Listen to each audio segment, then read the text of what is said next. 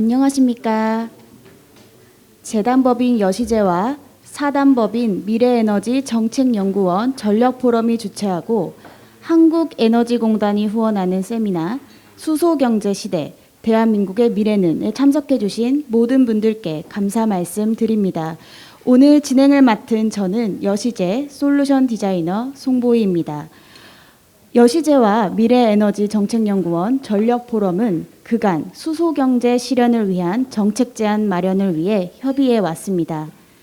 수소경제가 미래 대한민국에 가지는 의의, 경제 효과, 사회적 영향 등을 종합적으로 검토하여 향후 정책 제안을 심화시켜 나가려 합니다. 이러한 논의의 결과 오늘 첫 번째 세미나를 진행하려 합니다. 오늘 세미나에 앞서 공동 주최자인 두 분의 환영 말씀을 듣겠습니다. 첫 번째 환영 말씀은 전봉걸 미래에너지 정책연구원장님께서 준비해 주셨습니다. 서울시립대 경제학과 교수로 재직 중이신 전봉걸 원장님은 한국은행 조사국, 금융연구원 등에서 재직하셨습니다. 그간의 경험을 바탕으로 경제와 산업, 에너지를 아우르며 연구와 정책 과정에 참여하고 계십니다. 전봉걸 원장님 환영 말씀 부탁드리겠습니다. 큰 박수 부탁드립니다.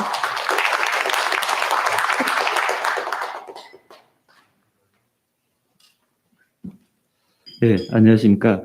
앞서 소개받은 미래에너지 정책연구원장 전봉걸입니다.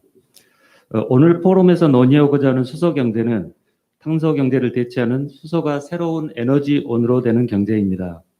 세계적으로 친환경적인 수소가 새로운 에너지원으로 급부상하고 있습니다. 현재 인류의 위기는 기후변화이며 우리나라도 예외일 수는 없습니다. 금년 여름 역대급 태풍들이 한반도를 강타하였습니다. 우리나라도 더 이상 기후변화로부터 안전하지 않다는 것을 경험하였습니다. 우리 경제는 에너지 다소비 업종에 크게 의존하고 있어 친환경 에너지원이 무엇보다 필요한 상황입니다. 또한 생산 가능 인구의 감소, 투자 위축 등으로 잠재 성장률이 기조적으로 하락하고 있기도 합니다. 이에 더해 최근에는 코로나19로 인해 경제가 급격하게 위축되고 있는 실정입니다. 이러한 상황에서 수소 관련 산업은 새로운 혁신 성장 동력으로 평가받고 있습니다. 정부는 금년 1월 수소경제 활성화 로드맵을 발표하고 국내에서 수소경제에 대한 지원 의지를 확고히 하였습니다. 그럼에도 불구하고 수소경제에 대한 회의적인 시각도 많은 것이 사실입니다. 수소 관련 산업이 우리나라 경제의 지속 가능한 핵심 성장축으로 역할을 할 수 있을지, 우리 정부의 수소 관련 정책이 적절한지, 그리고 주요국은 수소와 관련하여 어떻게 대응하고 있는지 등에 대해 깊이 있는 분석과 검토가 필요하다고 하겠습니다. 수소경제의 현재를 짚어보고 수소경제의 미래를 전망하며 우리가 어떻게 대응해야 하는지를 알아보기 위하여 여시제와 함께 오늘 논의의 장을 마련하였습니다. 이번 포럼 자리를 만들어주신 여시제 이종인 부원장님과 김원수 자문위원장님께 감사드립니다. 또한 바쁘신 중에도 기조발제를 해주시는 주영준 산업부 에너지자원실장님, 백아국 남동발전 실장님, 그리고 조성경 명지대 교수님께도 감사드립니다. 깊이 있는 토론을 해주실 김성훈 에너지공단 실장님, 윤경선 자동차산업협회 실장님께도 감사드립니다. 바쁘신 중에도 참석해 주신 모든 분들께 다시 한번 진심으로 감사드립니다. 감사합니다.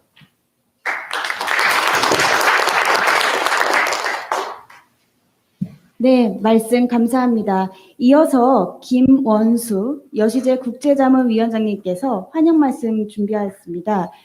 김원수 위원장님께서는 유엔 사무차장, 유엔 고위군축 대표 등을 역임하신 한국의 대표적인 외교관이십니다. 유엔에서 근무하시면서 유엔의 지속가능 목표를 수립하는 과정에 함께 해주셨습니다. 환영 말씀 부탁드립니다. 큰 박수 부탁드립니다.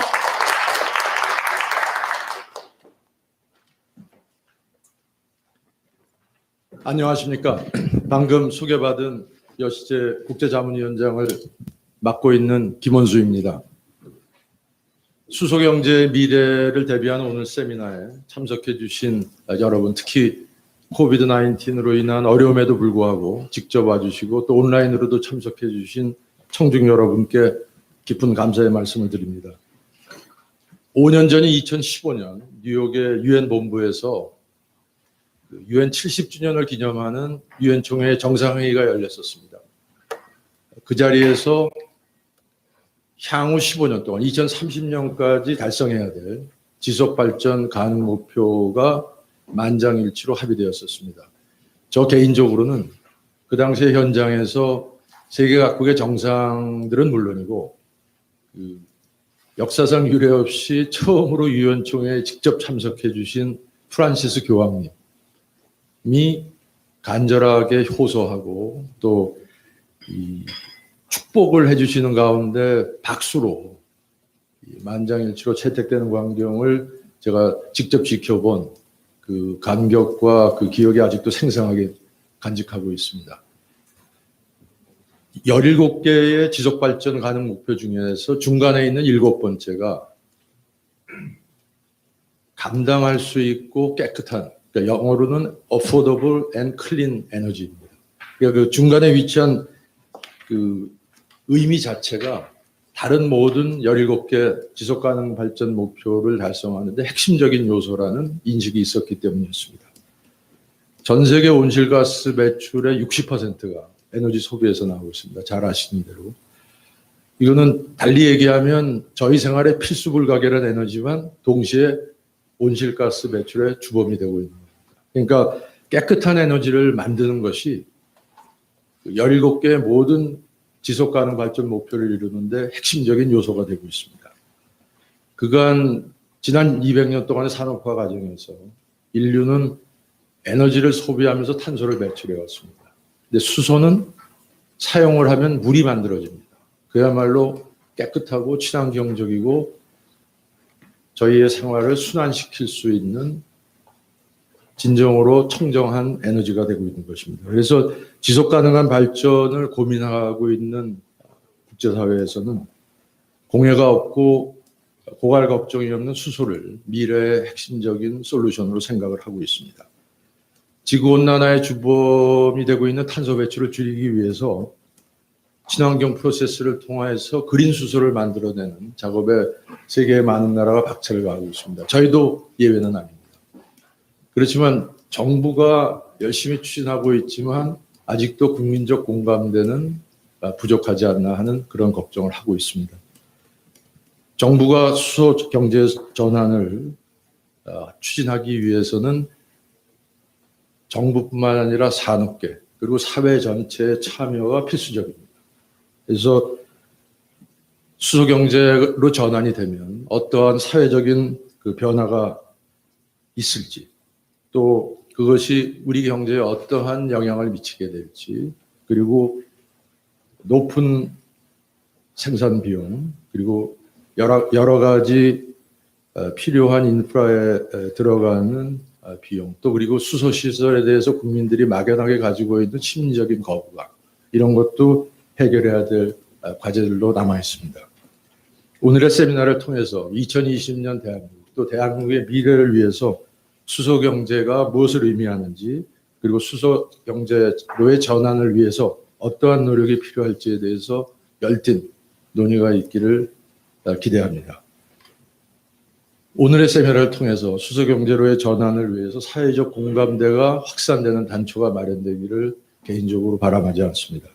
유익한 기회를 마련해 주신 미래에너지정책연구원의 전력포럼의 전봉걸 교수님과 회원 여러분 그리고 후원을 맡아주신 에너지공단 김창섭 이사장님과 직원 여러분 그리고 무엇보다도 국회 때문에 바쁘신 예산 일정에도 불구하고 직접 패널리스트로 참석하시기 위해서 먼 길을 와주신 주영준 산업자원부 에너지자원실장님과 여러 패널리스트 여러분들께 깊은 감사의 말씀을 드리고 덧붙여서 온라인과 오프라인으로 직접 참여하셔서 깊은 관심을 보여주신 청중 여러분께 여시제를 대신해서 깊은 감사의 말씀을 다시 드립니다. 감사합니다.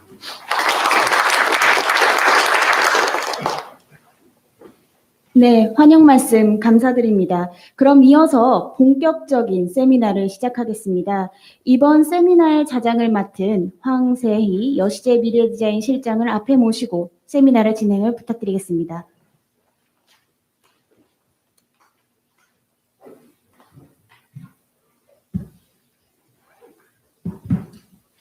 안녕하세요. 예, 오늘 진행을 맡은 여시제, 재단법인 여시제 미래디자인실장 황세희라고 합니다. 이번 세미나는 합리적이고 지속 가능한 수소 경제로의 전환 방안을 모색하기 위해 기획되었습니다. 탄소를 대체하는 에너지 개발은 더 이상 새로운 화두가 아닐 것입니다. 그 중에서도 저장과 이동에 용이하고 전기 에너지로의 전환이 비교적 손쉬운 수소에 많은 국가들이 주목하고 있습니다. 아시다시피 한국도 2019년 1월 수소 경제 활성화 로드맵을 발표했습니다. 이에 이어서 수소 경제 표준화 전략 로드맵, 수소 인프라 및 충전소 구축 방안 등 수소 생태계 구축을 위한 정책을 수립해 추진하고 있습니다. 다만 앞서 김원수 여시제 자문위원장님께서도 지적하셨듯이 수소 경제를 현실로 만들기 위해서는 정책 추진과 함께 해결해야 할 과제들도 아직 많이 있습니다. 오늘 세미나에서는 수소 경제 전환의 필요성과 도전 요인, 그리고 개선 방안 등을 논의해 보고자 합니다. 세미나는 먼저 세 분의 발제를 청해 듣는 것으로 시작하겠습니다. 세 분께는 각 10분의 발언 시간을 드리고자 합니다. 저희 전체 세미나 시간이 2시간이 조금 안 되는데요. 그래서 짧은 세미나 일정이긴 하지만 가급적 다양한 의견들을 좀 충분히 토론하기 위해서 토론 시간을 많이 가지려 합니다.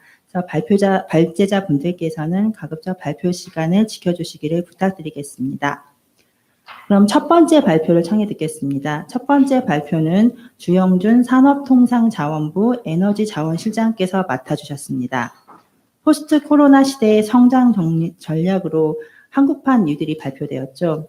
저탄소 친환경 경제로의 전환을 목표로 하는 만큼 수소 경제는 그린 뉴딜 성공의 핵심적인 요소가 될 것이라고 생각합니다. 주영준 실장님께 한국판 뉴딜과 수소 경제의 추진 방향에 대해 말씀 듣겠습니다.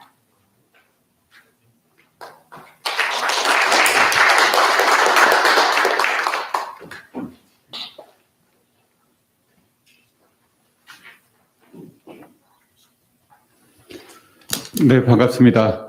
방금 소개를 받은 산업통상자원부 에너지자원실장입니다. 일단은, 코비드-19 때문에 비대면이 가장 일반적인, 요즘에 포럼을 하더라도 일반적인 추세인데, 오늘은 좀 상당히 예외적으로 이렇게 대면하고 또 많은 온라인으로 총총, 보고 계시겠지만, 상당히 뜻깊은, 자리라고 또 생각이 되고, 오늘 논의를 거쳐서 저희 정부에서 추진하고 있는 여러 가지 정책들이 또 제대로 된 피드백을 받을 수 있는 계기가 되기를 기대합니다. 사실 2년 전에 거의 2년이 아직 다 되지는 않았습니다만 작년 1월에 저희가 수소 로드맵을 본격적으로 발표하고 이후에 많은 정책들을 내고 있습니다. 하지만 이제 저희가 이제 오늘 논의에서 좀 분명히 좀 인식을 해야 될 부분 중에 하나가 상당히 장기적인 과제라는 것을 먼저 인식을 해야 될 것 같고, 에너지 분야에서 있어서의 가장 모든 분들이 원하는 거는 확실하게 바꿀 수 있고 모든 걸 해결할 수 있는 하나의 솔루션이 있으면 가장 좋을 거라고 생각이 됩니다만 아직까지는 그런 솔루션은 없는 것 같습니다.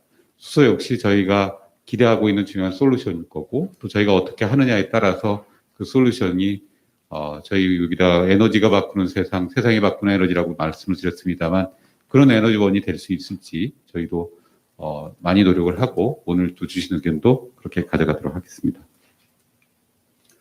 크게 말씀드리는 순서는 한국판 뉴딜, 그 다음에 수소 경제 활성화를 위한 정부 정책, 그 다음에 수소 분야에 좀 한정해서 향후 추진 계획을 좀 말씀드리도록 하겠습니다. 앞서 말씀드리고 지금 많은 분들이 또 기억하시는 것처럼 한국판 뉴딜이 이제 발표가 됐습니다. 한국판 뉴딜이 올해 이제 그렇게 부각이 된 이유 중에 하나는 당연히 코로나로 인한 어떤 경제적 타격, 이런 부분들을 상당히 완화할 수 있는 방안을 저희가 정부가 강구를 했고, 그런 강구 중에 하나가 꼭 우리 사회가 꼭 반드시 지향해야 되는 방향에 있는 부분들에 있어서는 어떤 모멘텀을 놓치지 않아야 되겠다는 거 하나. 그다음에 두 번째로는 또 상대한 인프라 투자가 필요한 경우에는 그런 인프라 투자를 선제적으로 끌어가면 경제 성장에 도움이 줄 수 있겠다는 생각 하에서 지금 보시는 바와 같이 디지털, 그린, 안전망 강화라는 그런 세 가지 저희가 범주를 설정을 해냈고요. 어제 그제 이제 저희가 경제 성장률에 관한 추이가 발표가 됐습니다만, 저희가 3, 4분기가 비교적 전분기 대비해서 좀 좋은 결과는 나타냈습니다. 물론 당연히 아직까지도 어렵고 힘들지만 2분기 때 가장 좀 안 좋았고 3분기에 다시 조금은 회복을 했습니다. 저희가 또 노력을 해서 4, 4분기에도 좋은 성과 갖고 내년에도 좀 좋은 결과를 가질 수 있도록 하겠습니다. 이 한국판 뉴딜이 또 그런 여러 가지 성과를 만들어내는데 중요한 결과나 시금석이 될 수 있도록 정부가 또 재원을 투입하고 노력하도록 하겠습니다. 이제 그 안에서 그린 뉴딜에 대한 개요를 조금 다시 설명을 드리면, 그린 뉴딜은 뭐 지금 너무나도 뭐 일반적으로 다 되고 있는 부분이긴 합니다. 기후변화에 대한 대응 강화, 앞서 유엔에서 말씀드렸던 SDG라든지 이런 여러 가지 글로벌한 저희 달성 목표를 또 달성하기 위해서도 우리가 갖고 있는 그린 경쟁력을 확보하고 그걸 통해서 국가 경쟁력을 최대한 이끌어내는데 목표를 달성을 하려고 하고 있고요. 좀 작게 본다면 그린 뉴딜 안에는 저희가 3020이라는 재생에너지 보급 목표를 만든 바 있습니다. 그 3020에 대한 목표 역시 많은 분들이 과연 달성 가능한 목표냐라는 말씀도 있었습니다만, 이런 그린 뉴딜을 통해서 여러 가지 인프라를 정비한다면 달성 가능성도 충분히 저희가 높아지고, 또 아울러 3020의 목표를 더 초과 달성할 수 있습니다. 그리고 뭐 추가적으로 나중에 더 논의를 해봐야 되긴 합니다만, 그다음에 그린 뉴딜에 있는 주요 과제는 여기 표를 보시면 상당히 다양한 사업들이 기획에서 발표가 된 바 있고요. 어제부터 이제 대통령께서 시정연설을 하셨습니다만 예산이 이제 본격적으로 협의가 될 겁니다. 국회에서 그 예산을 확정해 주시면 여러 가지 사업들이 확정돼서 내년도부터는 본격적인 그린 뉴딜의 사업이 추진될 수 있을 것 같습니다. 저희만 이렇게 그린 뉴딜을 하는 건 분명 아니고요. 뭐 오늘 패널에서도 논의가 있겠습니다만, EU에서도 10년간 1조 유로 정도의 투자를 한다고 하고 있고, 미국 대선이 앞서 있습니다만 바이든 민주당 후보 같은 경우에는 아주 더 파격적인 그 그린 딜에 대한 정책 공약도 지금 포함되어 있습니다. 일본 역시 최근에 2050에 대한 탄소 중립에 대한 비전을 발표한 바가 있고, 여러 가지 나라들 모두 중국도 2060년까지 발표한 바 있기 때문에 비단 우리의 문제가 아니고 글로벌하게 이런 분야에 있어서의 과제를 상당히 뉴딜이라는 정책 내지 재정 투자를 통해서 달성하고자 한다라는 점을 저희가 상당히 주시를 해야 될 것 같습니다. 그 안에서 수소 관련된 부분을 다시 조금 더 좁혀서 그린 뉴딜 안에서 좀 볼 필요가 있습니다. 산업부가 내년도에 그 예산으로서 수소 부분을 반영한 부분은 2,411억 건 규조입니다만, 이걸 뭐 정부가 확정해서 국회에 이제 제출한 아니기 때문에 이후에 정부 안을 바탕으로 국회에서 논의하는 과정에서 최종적으로 확정될 수 있을 거라고 생각이 듭니다. 핵심적인 부분을 한 네 가지로 좀 나눠 본다면, 하나는 기술 개발이 될 거고요. 그리고 소위 말해서 수소 부분이 전국적으로 지향해야 되는 그린 수소라고 하는 부분에 많은 또 R&D 영역이 있기 때문에 거기에도 집중을 하고, 또 거기에 우리 소부장에서 작년에 올해죠, 작년부터 해가지고 일본하고 많은 논쟁이 있을 때 소부장 산업이 커졌는데, 이 수소나 에너지 분야에 있어서 소부장도 상당히 중요합니다. 그래서 이런 에너지 안보라는 측면에서도 소부장이 중요하고, 이후에 어떤 산업의 어떤 성장 가능성, 시장의 확보라는 측면에서도 소부장이 상당히 중요합니다. 아울러 여러 가지 성능 개선이라든지 이런 분야에 대한 추가적인 투자도 있을 거고요. 그 오른쪽에는 이런 새로운 투자를 통해서 산업 생태계를 마련하는 노력을 계속 하고자 합니다.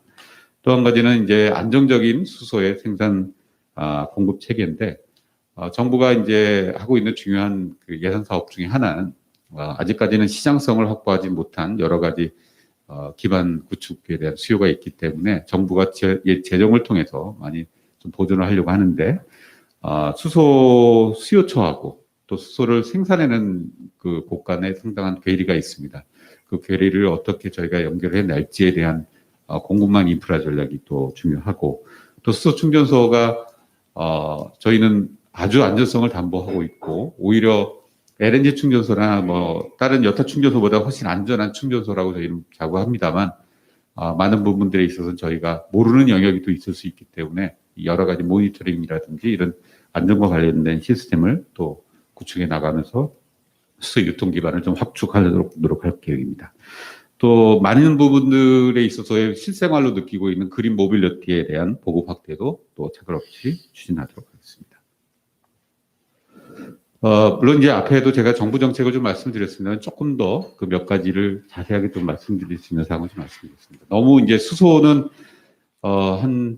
사실 2년 전에 저희가 처음 시작한 건 아니었고요. 그 앞서 10년 전에도 수소 경제로 한번 크게 바꾸고자 하는 글로벌한 노력이 있었습니다. 근데 그때 수소가 왜 중단됐냐를 보면은 어찌 보면은 크게 아주 정책적으로 했던 미국의 수소에 대한 회의감이 좀 있었던 부분이 있는데, 놀라운 거는 그때부터 계속했던 투자를 했던 분야에 있어서는 각각 성능이라든지 모든 부분의 경쟁력을 확보했습니다. 우리나라는 수소차 분야를 한순간도 놓치지 않고 그때부터 지금까지 쭉 개발했기 때문에 수소차 부분에 가장 갖고 있고요.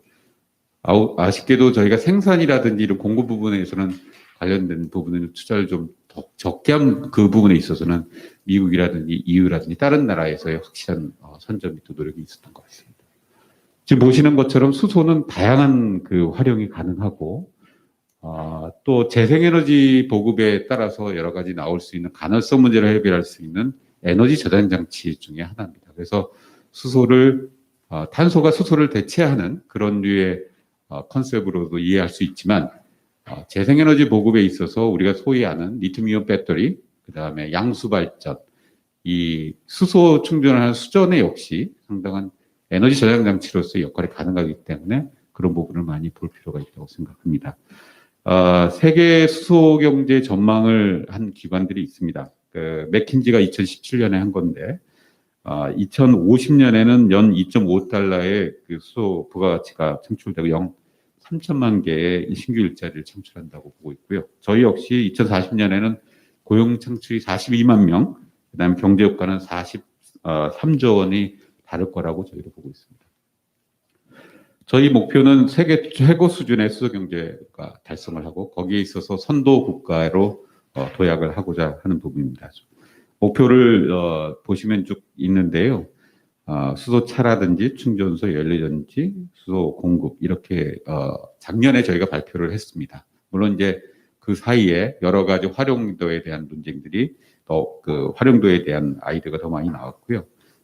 여러 가지 측면에서 과제는 있습니다만 나름대로는 어느 정도 성과를 내갖고 있습니다. 그 성과에 대해서 좀 말씀을 드리면 일단은 올해 9월까지 누적이 수소차가 거의 10,000대 가깝게 보급이 되고 있습니다. 이 숫자는 사실 올해만 따지면 4,400대인데 전 세계에서 가장 많은 수소차가 올해에는 누적이라고 보기는 어렵습니다만 올해는 팔렸고, 또 우리가 해외도 수출도 많이 하고 있습니다. 수소차가 2,000대를 했고 트럭도 10대를 수출을 또 하고 있습니다. 아울러 지금 분야별 주요 정책 발표를 했던 부분 보면 표준 수소차 충전소 R&D 모든 분야에 있어서 저희 관련된 여러 전문가하고 함께 그 관련된 대책을 마련하면서 세부적인 그 아이디어를 좀 만들어주고 있고요. 그린 수소 해외 사업단이 발족이 됐고 수소 시범 도시도 또 국토부랑 같이 해서 좀 같이 하고 있습니다. 또 저희가 전 세계에서 처음으로 수소 관련된 법을 국회의 동의를 얻어서 만든 바 있습니다. 그리고 또 중요한 거는 이제 수소경제위원회라는 거를 저희가 7월 달에 출범을 했습니다. 이게 법을 만들고 여러 부처가 관련된 소관이고 또 정부만 할 수 있는 건 아니기 때문에 민관 합동으로 돼 있고 또 총리님께서 직접 위원장에 돼 계시는 이 수소위원회를 출범했고 7월 1일 달 출범하고 10월 달에 한 번 하고 벌써 2번 정도 회의를 개최해 가면서 주요 어젠다를 확정하고 또 추진할 수 있는 실행력을 저희가 또 담보를 하고 있고요. 아주 신속하게 정부 부처 간의 논의도 잘 진행되고 있고 이 분야에 있어서는 저희가 좀 미지의 영역이긴 합니다만 계속적으로 아주 열심히 그 노력을 하고 있다는 걸 말씀드리겠습니다. 거기에 중요하게 소개시켜 드려야 될 몇 가지 정책만 좀 말씀을 드리면, 첫 번째는 수소 전문 기업을 저희가 한 1,000개 정도 40년까지 육성을 하겠다는 말씀이시고, 물론 이제 수소 전문 기업에 대한 정의라든지 여러 가지 좀 차이는 있습니다만, 저희가 이 수소를 전문으로 할 수 있는 기업의 경우에는 좀 더 많은 인센티브를 주도록 노력하겠습니다. 또 지역별로 안정적인 수소 공급 인프라를 조성을 하고, 또 대규모 해외 프로젝트를 통해서 해외에서 우리가 들어올 수 있는 수소를 또 확보를 해 나가도록 하는 것도 있습니다. 아울러 또 연료전지는 저희가 국내에서 가장 많이 보급하고 또 활용도의 트랙 레코드를 갖고 있기 때문에 연료전지 분야에 대한 해외 진출이라든지 이런 부분도 저희가 모색을 해 나가고자 합니다. 또 가장 최근에 발표한 게 저희가 수소발전 의무화제도 부분입니다. 사실 이 부분이 약간 생경하실 수 있는데, 재생에너지가 여태까지 RPS라는 거에서 의무 보급 제도를 갖고 있었습니다. 근데 이제 재생에너지가 과거에는 신재생에너지, 그러니까 재생에너지 이외에 신에너지가 있었는데, 그 신재생에너지 안에 신의 에너지에 바로 이 수소가 들어가 있었습니다. 그러다 보니까 이 RPS라는 제도 내에 신에너지하고 있는 수소가 점점 영역이 커질 때, 재생에너지하고 수소에너지를 서로 분리해서 운영하는 것이 미래에 여러 가지 제도를 운영하거나 준비하는 데 훨씬 도움이 된다고 판단해서 이 제도도 사실 전 세계 어느 나라도 운영하고 있지는 않습니다. 저희가 처음으로 고민을 하면서 지금 제도를 만들고 있고요. 앞으로 한 1, 2년 내에 여러 가지 논의를 거쳐서 또 보완도 하고 해서 저희가 만들려고 하고 있습니다. 그 이름은 HPS라고 저희가 이제 통칭해서 밝혔고요. 이 과정에는 앞으로 그린 수소에 대한 비중을 얼마나 국가적으로 늘려나갈지에 대한 의무 비율도 좀 확정이 될 수 있고, 누가 이거를 주체적으로 끌고 갈 수 있을지에 대한 얘기들도 포함될 수 있을 거라고 생각합니다. 아울러서 생산과 유통, 활용과 관련된 분야에 있어서도 최근에 그 여러 가지 있습니다. 그 생산은 그린 수소 상용화 기술 개발이고요. 그다음에 추출 수소가 상당히 공급 인프라 조성들이 빠르게 진행되고 있는데, 이 부분에 있어서도 전국이 군용될 수 있도록, 그다음에 해외에서도 저희가 수소를 확보를 하게 되면 국내적으로는 이산화탄소가 배출이 안 되기 때문에 해외로부터 공급망을 확보하는 방법. 그다음에 비유통에 있어서는 어떻게 하면 수소 가격을 좀 낮출 수 있는 건지에 대한 문제. 그다음에 또 액화수소 플랜트는 아직도 저희가 좀 기술이 좀 약합니다만 여러 가지 측면에서의 장점이 있기 때문에 액화수소 플랜트에 대한 노력. 활용도는 그전에는 이제 모빌리티 중심으로 있었습니다만 드론이라든지 또 수소차 이외에 이 트램이라든지 이런 부분들이 새롭게 부각되고 있는 것 같습니다. 이거 이외에도 이제 저희가 하고 있는 거를 좀 더 담아서 향후에 있는 과제들 몇 가지 더 말씀을 드리면, 당연스럽게 저희가 그린 수소에 대한 투자를 좀 더 많이 늘려나가려고 합니다. 1단계, 2단계, 3단계가 있습니다만 전국적으로 재생에너지를 활용한 그린 수소를 얼마나 빨리 국내적으로도 어느 정도 확보할 수 있느냐가 중요한 관건이기 때문에 단계별로 저희가 만들어 나가려고 하고 있고요. 유통은 이제 액화수소 프로젝트에 대한 것들을 지금에 있는 단계에서 조금 더 구체적으로 만들어서 가고자 합니다. 활용에 있어서도 아까 그린 수소 인증제도 같은 것들이 우리뿐만 아니고요. 글로벌하게 어느 수소는 더 그린이냐, 블루냐, 그레이냐를 갖고 또 인증하자고 할 거고, 또 안정성에 대한 담보가 충분히 있어야 되기 때문에 안전성에 대한 부분도 저희가 노력을 하도록 하겠습니다. 저희가 조금 더 비전을 담고 또 2년간의 시행착오를 담아서 저희가 수소 로드맵 2.0을 만들려고 생각을 하고 있습니다. 2년간의 노력을 했던 부분들, 그다음에 또 여러 가지 제기됐던 문제들을 감안해서 저희가 내년도에는 수소 로드맵 2.0을 만들어서 또 정부가 발표를 하고 또 여러 가지 대책을 또 추진하는 그런 계획을 갖고 있습니다. 네, 감사드립니다.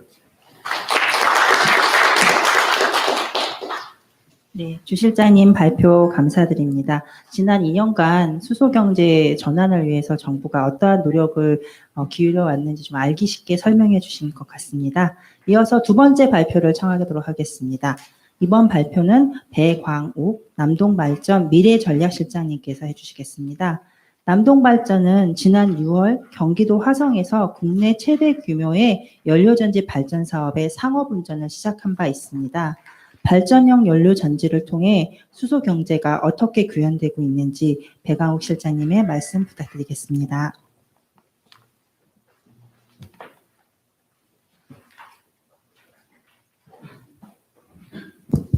예, 안녕하십니까. 한국남동발전 미래전략실장 배광욱입니다.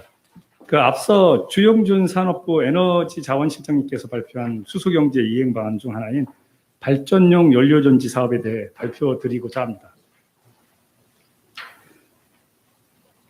예, 발표 순서는 추진 배경부터 향후 계획 순으로 말씀드리겠습니다. 예, 추진 배경입니다. 아시다시피 교토 체제 파리 신기후 체제 이후 국제적인 온실가스 감축 노력이 구체화되었으며 우리나라 역시 2030 BAU 대비 37% 감축 목표를 천명한 바 있습니다.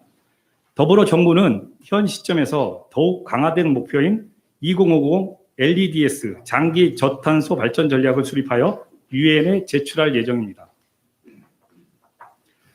온실가스 감축에 대한 구체적인 이행 방안으로 2005년부터 정부와 국외 공기업이 체결한 RPA를 바탕으로 구체적인 신재생 에너지 투자 계획이 수립이 되었고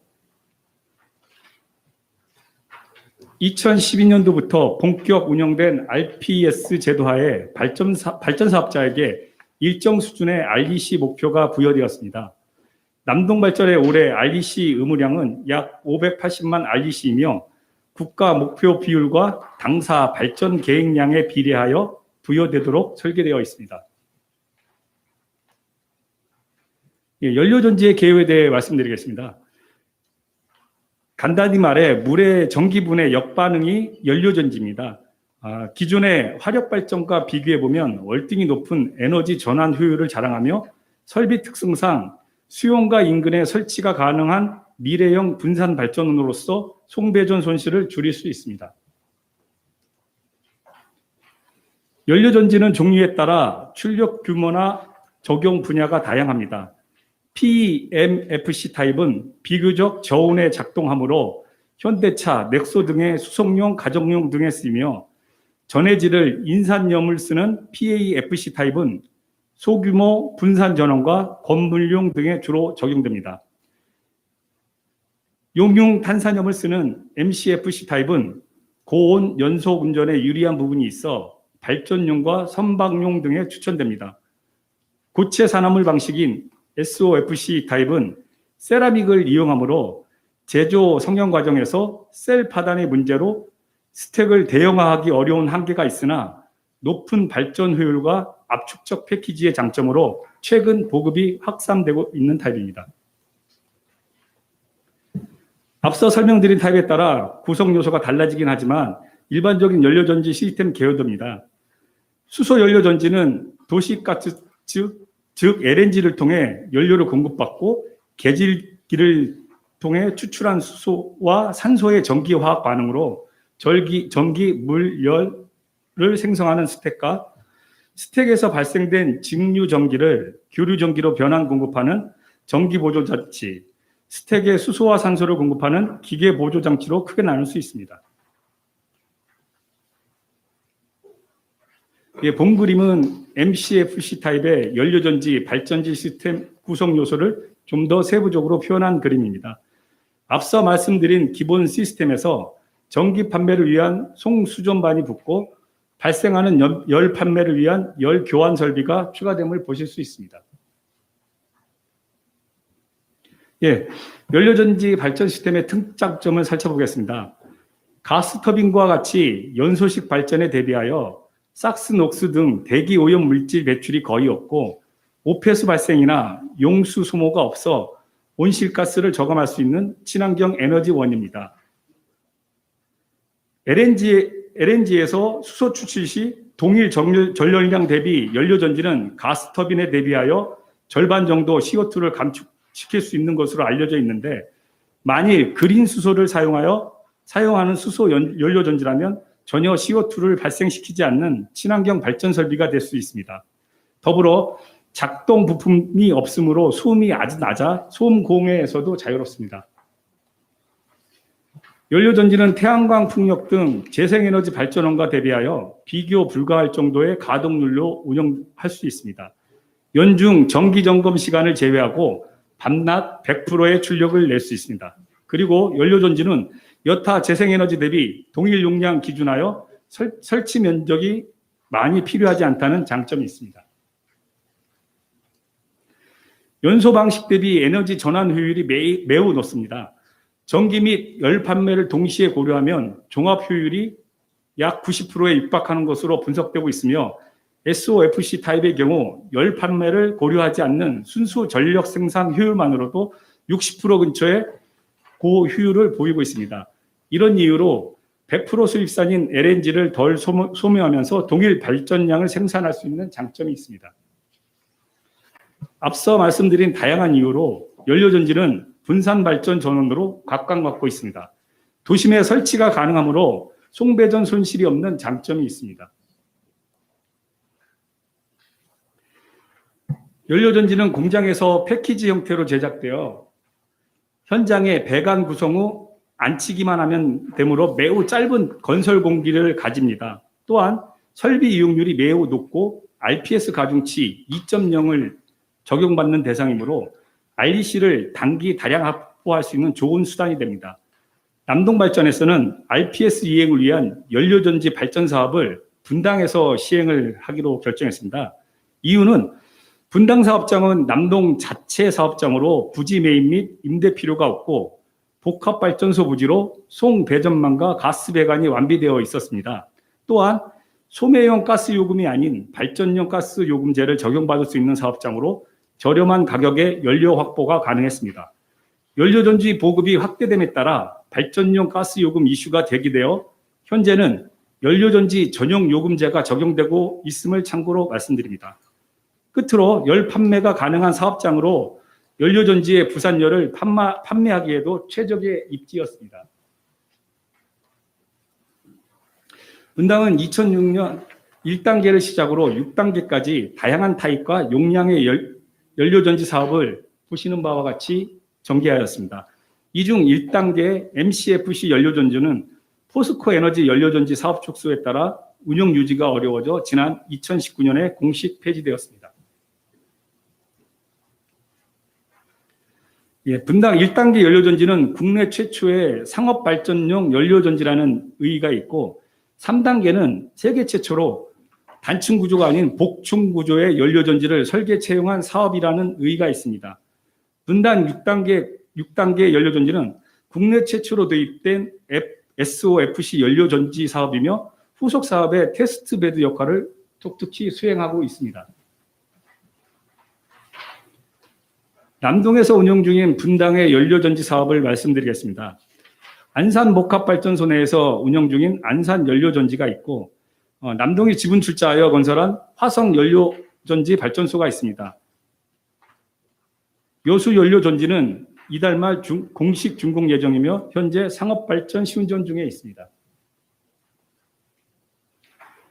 화성 연료전지는 올 6월 준공된 사업으로 원래는 고용연료 발전 사업을 목적으로 특수 목적 회사를 만들었으나 지자체 및 주민 반대로 무산되고 해당 부지를 연료전지 사업장으로 만드는 계획이 최종 승인되었습니다. 연료전지 추진 중 마찬가지로 지역 반대가 있었으나 취약지구 도시가스 보급 정책과 계를 같이하여 인근 주민과 LNG 배관망을 공동 이용토록 제한하고 에너지 공급 소외 지역에 도시가스를 공급하여 지역 생활 여건을 개선함으로써 지역 주민의 마음을 얻어서 무사히 준공을 하게 되었습니다. 향후 계획입니다. 정부에서는 RPS에서 연료전지를 분리하여 HPS, 수소발전 의무화 제도를 만들어 2022년부터 운영하겠다고 지난 10월 15일 수소위원회 의결을 통해 공포하였습니다. 저희 남동도 HPS 의무량 등을 고려하여 단계적인 수소 연료전지 발전 사업을 확대 운영하고자 합니다. 현재 발전 사업 허가를 받고 구체적으로 추진 중인 사업은 제천 왕암 연료전지 사업, 함안 모로 연료전지 사업 등이 있습니다. 예, 이상으로 발표를 마치겠습니다. 감사합니다.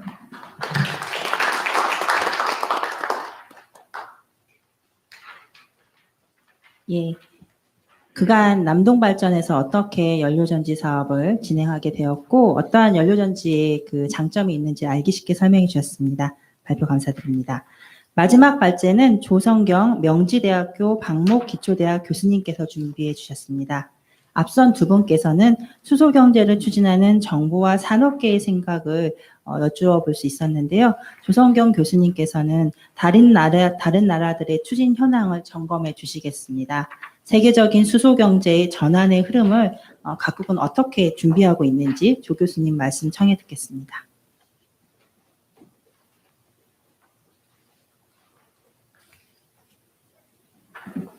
정부와 공기업 이야기를 듣다 보니까 전 세계 어느 나라보다 대한민국의 수소 경제 질주가 제일 빠르구나라는 생각을 사실 좀 하게 됩니다.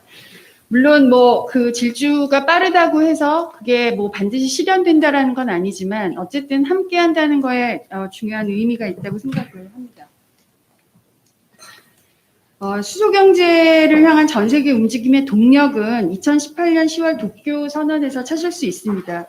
왜 여기로부터 거슬러 올라가냐 하면 왜 우리가 수소 얘기를 지금 하고 있는지를 좀 점검해 보기 위해서입니다. 당시 수소에너지 담당 장관과 대표들은 다음과 같은 생각에 공감했습니다. 수소가 청정에너지 미래를 향한 에너지 전환에 있어 중요한 기여를 하고 있고 광범위하고 안전하며 지속가능한 효율적인 에너지 포트폴리오의 중요한 구성 요소가 될 수 있다. 어느 부분이 가장 크게 들리십니까? 여기 성 장관님도 참석하셨던 걸로 제가 아는데 저는 미래와 에너지 포트폴리오입니다. 수소는 그리고 수소 경제는 지금 당장 그리고 현재가 아니라 미래의 이야기입니다. 그리고 only one 이것만 가지고 가는 게 아니라 one of them으로서 있을 때 그 가치가 발휘됩니다. 그러니까 이런 부분에 대해서 공감대를 가지고 우리가 가는 게 굉장히 중요하다는 생각을 하게 되었습니다. 도쿄 선언의 또 하나 주목할 점은 기술 발전의 가속화를 위해서 국가 간 협업을 강조하고 있다는 사실입니다. 협업의 내용을 이렇게 규정하고 있습니다. 첫째, 기술 협력과 규정, 규칙 및 표준의 통일화를 위한 조정. 우리가 엉뚱한 방향으로 기술 개발하지 않는데 굉장히 중요한 요소입니다. 두 번째는 수소 안전과 인프라 공급망에 관한 정보 공유, 그리고 국제 공동 연구. 세 번째는 수소 잠재력 연구와 평가. 마지막으로는 커뮤니케이션, 교육, 그리고 지원 활동입니다. 네 번째는 굉장히 생뚱맞기도 한데 일본은 그동안 수소 경제의 실패 경험이 있기 때문에 거기서 나온 문제라고 할 수 있습니다. 그러니까 얼마나 뭐 사회적인 공감대 이야기를 하는데 이게 현실적으로 얼마나 중요한지를 보여주는 거라고 할 수 있습니다. 그러니까 협업이 굉장히 중요하다라는 데 우리가 조금 더 초점을 맞춰서 볼 수 있습니다. 청정하고 안전하며 저렴한 에너지 미래의 핵심 역할을 수행할 수 있는 수소, 그리고 그 잠재력을 활용할 때가 왔다. 이것은 제 얘기가 아니라 IEA의 29년에 수소에 대한 미래사회의 기여 가능성을 평가한 내용입니다. 그리고 구체적으로 이렇게 설명합니다. 수소는 다양하고 중요한 에너지 문제를 해결하는 데 도움을 줄 수 있고 재생에너지가 더 큰 기여를 할 수 있게 해준다. 그리고 또 하나 우리가 주목할 거는 이렇게 얘기합니다. 과거에 수소에 대한 잘못된 시작이 있었지만 지금은 다를 수 있다. 과거에 어떤 잘못이 있었을까요? 아까 주 실장님도 말씀하셨는데 사실은 이렇게 평가를 합니다. 1970년대, 90년대, 2000년대 수소 경제를 사실 활성화하려고 했는데 왜 실패했느냐? 수소의 확대가 석유와 가스의 높은 가격, 이런 유가에 의해 의존하고 있었기 때문에 실패했습니다. 그러니까 좀 다른 방향으로 가야 된다는 거죠. 새로운 어떠한 산업적인 모드로 가지 않으면 또 다른 실패를 사실은 반복할 수 있습니다. 그런데 IEA는 현재 규정 하에 청정 수소 산업의 발전에는 한계가 있다고 얘기를 합니다. 저탄소 에너지로부터 수소를 생산하는 건 역시 비용이 많이 들죠. 그리고 이미 너무 많은 천연가스와 석탄으로 수소를 계속 만들어내고 있습니다. 우리가 그래서 자꾸 그린 수소를 계속 얘기를 하는 거죠. 그리고 또 문제는 인프라 개발 문제를 얘기합니다. 뒤에서도 얘기하겠지만 IEA는 이렇게 얘기합니다.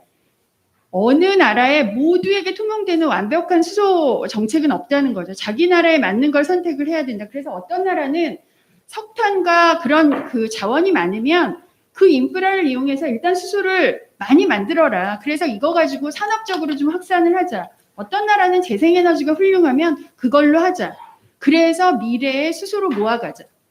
그러니까 우리가 너무 강박관념을 갖지 않아도 좋을 것 같습니다. 우리가 지향하는 바가 뭔지를 좀 명확하게 할 필요가 있는 거죠. 그리고 수용성의 문제가 좀 있습니다. 수용성은 남동발전이 지금 그 훌륭한 연료반지 그 전지 성공 사례만 말씀하셨는데 사실 우리가 들어가려다 못 들어간 사례도 있습니다. 그러니까 이런 것들에 대한 고려가 필요하다는 거죠. 그리고 IEA는 이렇게 7가지를 이야기를 합니다. 제가 굳이 이 얘기를 하는 건 우리는 남이 해놓은 거를 별로 이렇게 존중하지 않는데요. 얼마나 고민을 많이 해서 여기서 얘기를 했겠습니까? 근데 우리도 한번 짚어볼 필요가 있는 것 같습니다. 장기에너지 전략에서 수소 역할을 확립한다. 그러니까 저는 이게 우리가 지금 어떻게 보면 제일 부족한 면일지도 모르겠습니다. 수소로 가야 된다라는 건 있는데 수소가 어떤 역할을 해야 될지에 대해서 우리가 좀 고민을 해야 되는 거죠. 그러니까 수소를 늘리기 위한 수소 정책은 해서는 안 된다는 건데 우리가 이 부분에 대해서 좀 명확히 할 필요가 있는 것 같습니다. 청정수소에 대한 상업적 수요를 자극한다. 여기서 계속 얘기하는 건 정부가 계속 보조금을 주고 투입하는 거 처음에는 중요한데 스스로 산업에서 우리가 하겠다라고 손들고 들어오게 만드는 게 중요하다는 거죠. 이런 거에 좀 고민을 할 필요가 있다. 투자 위험을 해결해야 된다.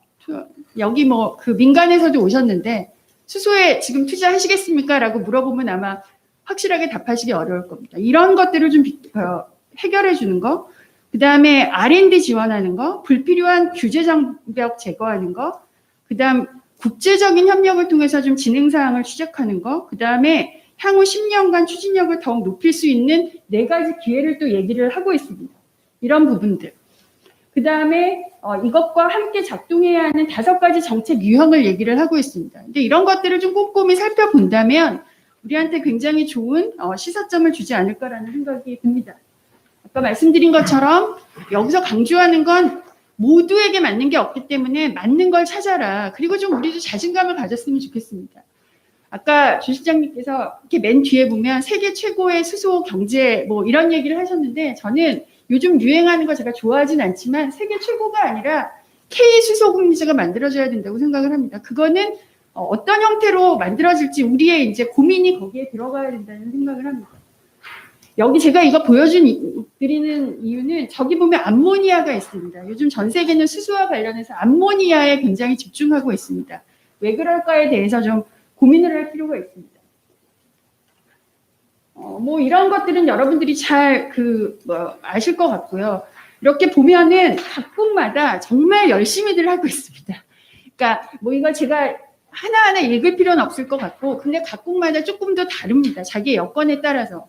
그래서 이런 노력들을 하고 있다라는 거를 좀 보면 좋을 것 같습니다. 그런데 우리가 굉장히 비슷한 트렌드로 가는 게 사실 중국입니다. 중국이 충전소 늘리고 수소차 늘리고 연료전지 늘리고 뭐 이런 거를 굉장히 강하게 얘기를 하는데 우리가 약간 비슷하게 가는 듯한 느낌을 좀 갖게 됩니다. 근데 대부분의 나라들이 산업과 연계하고 기존의 인프라를 이용하고 이런 것들에 그 초점을 맞추고 있다는 것을 알 수 있습니다. 독일 같은 경우에는 수소 열차가 이미 이제 다니기 시작을 했고요. 그 다음에 또 재미있는 거는 이제 그 노르웨이 같은 데는 여기는 워낙 페리가 많이 다니니까 수소 선박에 좀 몰두하고 있고요. 사우디아라비아를 잠깐 좀 주목하고자 합니다. 우리가 사우디아라비아는 너무나 잘 알지만 사실은 석유가 굉장히 많은 나라인데 여기서 왜 수소에 이렇게 목을 맬까? 사우디아라비아는 정말로 세계 최대의 수소 단지를 지금 만들고 있고요. 플러스 뭘 하고 있냐면 암모니아 단지를 만들고 있습니다. 그러니까 암모니아를 통해서 수소가 저장과 운송이 쉽다고 얘기하지만 사실은 기체를 저장하고 운송하는 게 굉장히 어렵습니다. 그리고 기술은 있지만 돈이 많이 듭니다. 이걸 액체로 가지고 다니면 조금 더 유용하죠. 근데 그거를 담아낼 수 있는 게 암모니아입니다. 그리고 그래서 이제 그런 데다가 암모니아는 굉장히 산업적으로 많이 쓰이기 때문에 이런 것과 연계해서 암모니아에 주목하고 있는 것 같습니다. 우리나라도 아마 현대자동차에서 이 부분에 연구를 하고 있는 걸로 알고 있습니다. 그래서 이렇게 각각 노력을 하고 있다라는 거를 우리가 알 수 있습니다. 그리고 최근에 2020년 올해 얘기한 얘기들입니다. 그래서 일본 같은 경우에는 호주하고 브루나이와 같이 이제 해외 수소 생산 공급 네트워크를 만들기도 했고요. 전부 다 일자리 창출도 있고 뭐 투자도 있고 그렇습니다. 근데 어쨌든 자기들의 포인트들을 잘 잡아서 하고 있는 것 같습니다. 좀 눈에 띄는 거는 수전의 설비에 투자를 많이 하고 있다는 거죠. 그러니까 생산을 어떻게 할 거냐에 대해서 좀 고민을 하고 있는 것 같습니다. 우리한테 이런 고민을 던지는 것 같습니다. 다시 한번 짚어보고 넘어가자는 거죠. 뭐 이게 우리가 잘못하고 있다는 게 아니라 수소를 어디에 어떻게 사용할 것인가, 그리고 왜 그렇게 할 것인가에 대한 고민, 그리고 생산 수단은 갖고 있는가. 사실은 우리 너무나 많이 갖고 있습니다. 뭐 석탄화력도 있고요. 그 다음에 뭐 원자력도 있고요. 뭐 많이 갖고 있죠. 이런 거를 그럼 활용할 거냐 안 할 거냐. 그 다음에 저장하고 운송할 수 있는 현실적인 방안은 뭐냐. 그 다음 투자 여건은 조성하고 있느냐. 산업 생태계는 우리가 어떻게 만들고 있느냐. 또 국가 간 수소 거래에 대한 가능성에 대해서 우리가 좀 촉각을 곤두세워야 될 텐데, 뉴질랜드는 수소를 수출에 올인을 하는데 그 대상국이 한국, 일본, 중국입니다. 그러니까 우리가 이거를 그냥 우리가 수소를 많이 필요한 곳을 많이 만들어 놓고 막상 수소를 우리가 얻을 수 없으면 어떻게 할까? 뭐 이런 생각도 잠깐 해볼 수 있습니다. 그 다음에 안전 문제 말씀을 하셨는데, 우리가 법도 만들고 그랬지만 사람들의 입장에서 느끼는 안전의 문제는 조금 다릅니다. 그래서 이것도 조금 고민을 해야 되고, 또 연료전지 충전소에 대한 사회문화적 수용성, 그 다음에 가장 큰 건 수소 경제에 대해서 우리가 얼마나 사회적 공감대를 갖고 있느냐의 문제입니다. 그러니까 이거에 대해서 우리가 조금 노력이 필요할 것 같습니다. 정부도, 산업계도, 뭐 저 같은 사람도, 또 여시제 같은 기관도 이런 노력들을 하지 않으면 국민들은 이런 착각을 합니다. 지금 당장 달라질 거다. 그리고 나한테 뭔가 도움이 될 거다. 그런데 충전소가 들어오면 누구 얘기를 들어보니 저게 별로 안 좋다더라. 우리 동네는 안 돼. 근데 그게 아니라 우리가 살아가는 데 있어서 궁극적으로 지향해야 할 그리고 미래 사회에 대한 어떤 대안으로서의 수소 경제에 대한 사회적 공감이 좀 필요하다는 생각을 합니다. 수소 경제는 현재가 아니라 미래를 준비하는 겁니다. 그리고 아까 주 실장님도 말씀하셨지만 장기적인 얘기입니다.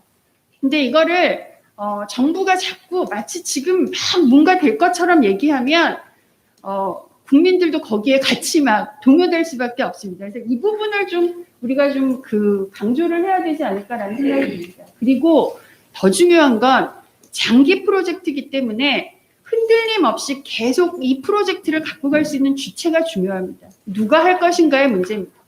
이런 것들이 중요합니다. 그리고 보조금만으로는 오래 갈 수 없다는 거, 그리고 우리가 수소 경제를 이뤄내면 우리가 얻을 수 있는 것과 이루지 못하면 우리가 지불해야 할 비용 같은 것들에 대해서도 사회적으로 충분히 알려주는 게 필요한 것 같습니다. 수소는 자꾸 에너지 얘기만 하는데 에너지가 아니라 경제적인 차원에서, 그리고 미래 사회의 삶의 질의 차원에서 접근해야 이게 성공할 수 있지 않을까 이런 생각을 합니다. 어쨌든 중요한 건 이러한 논의가 시작이 되었고, 이러한 논의가 지속될수록 우리의 수소 경제도 진화되어 갈 수 있으리라고 생각합니다. 고맙습니다.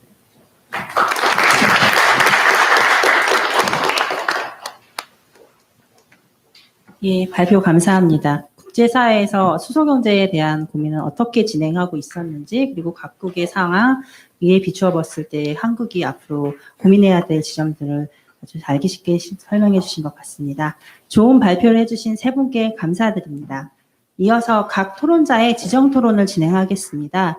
토론에 앞서 발제자 세 분과 토론자 두 분은 앞에 모인 단상에 착석해 주시기 바랍니다.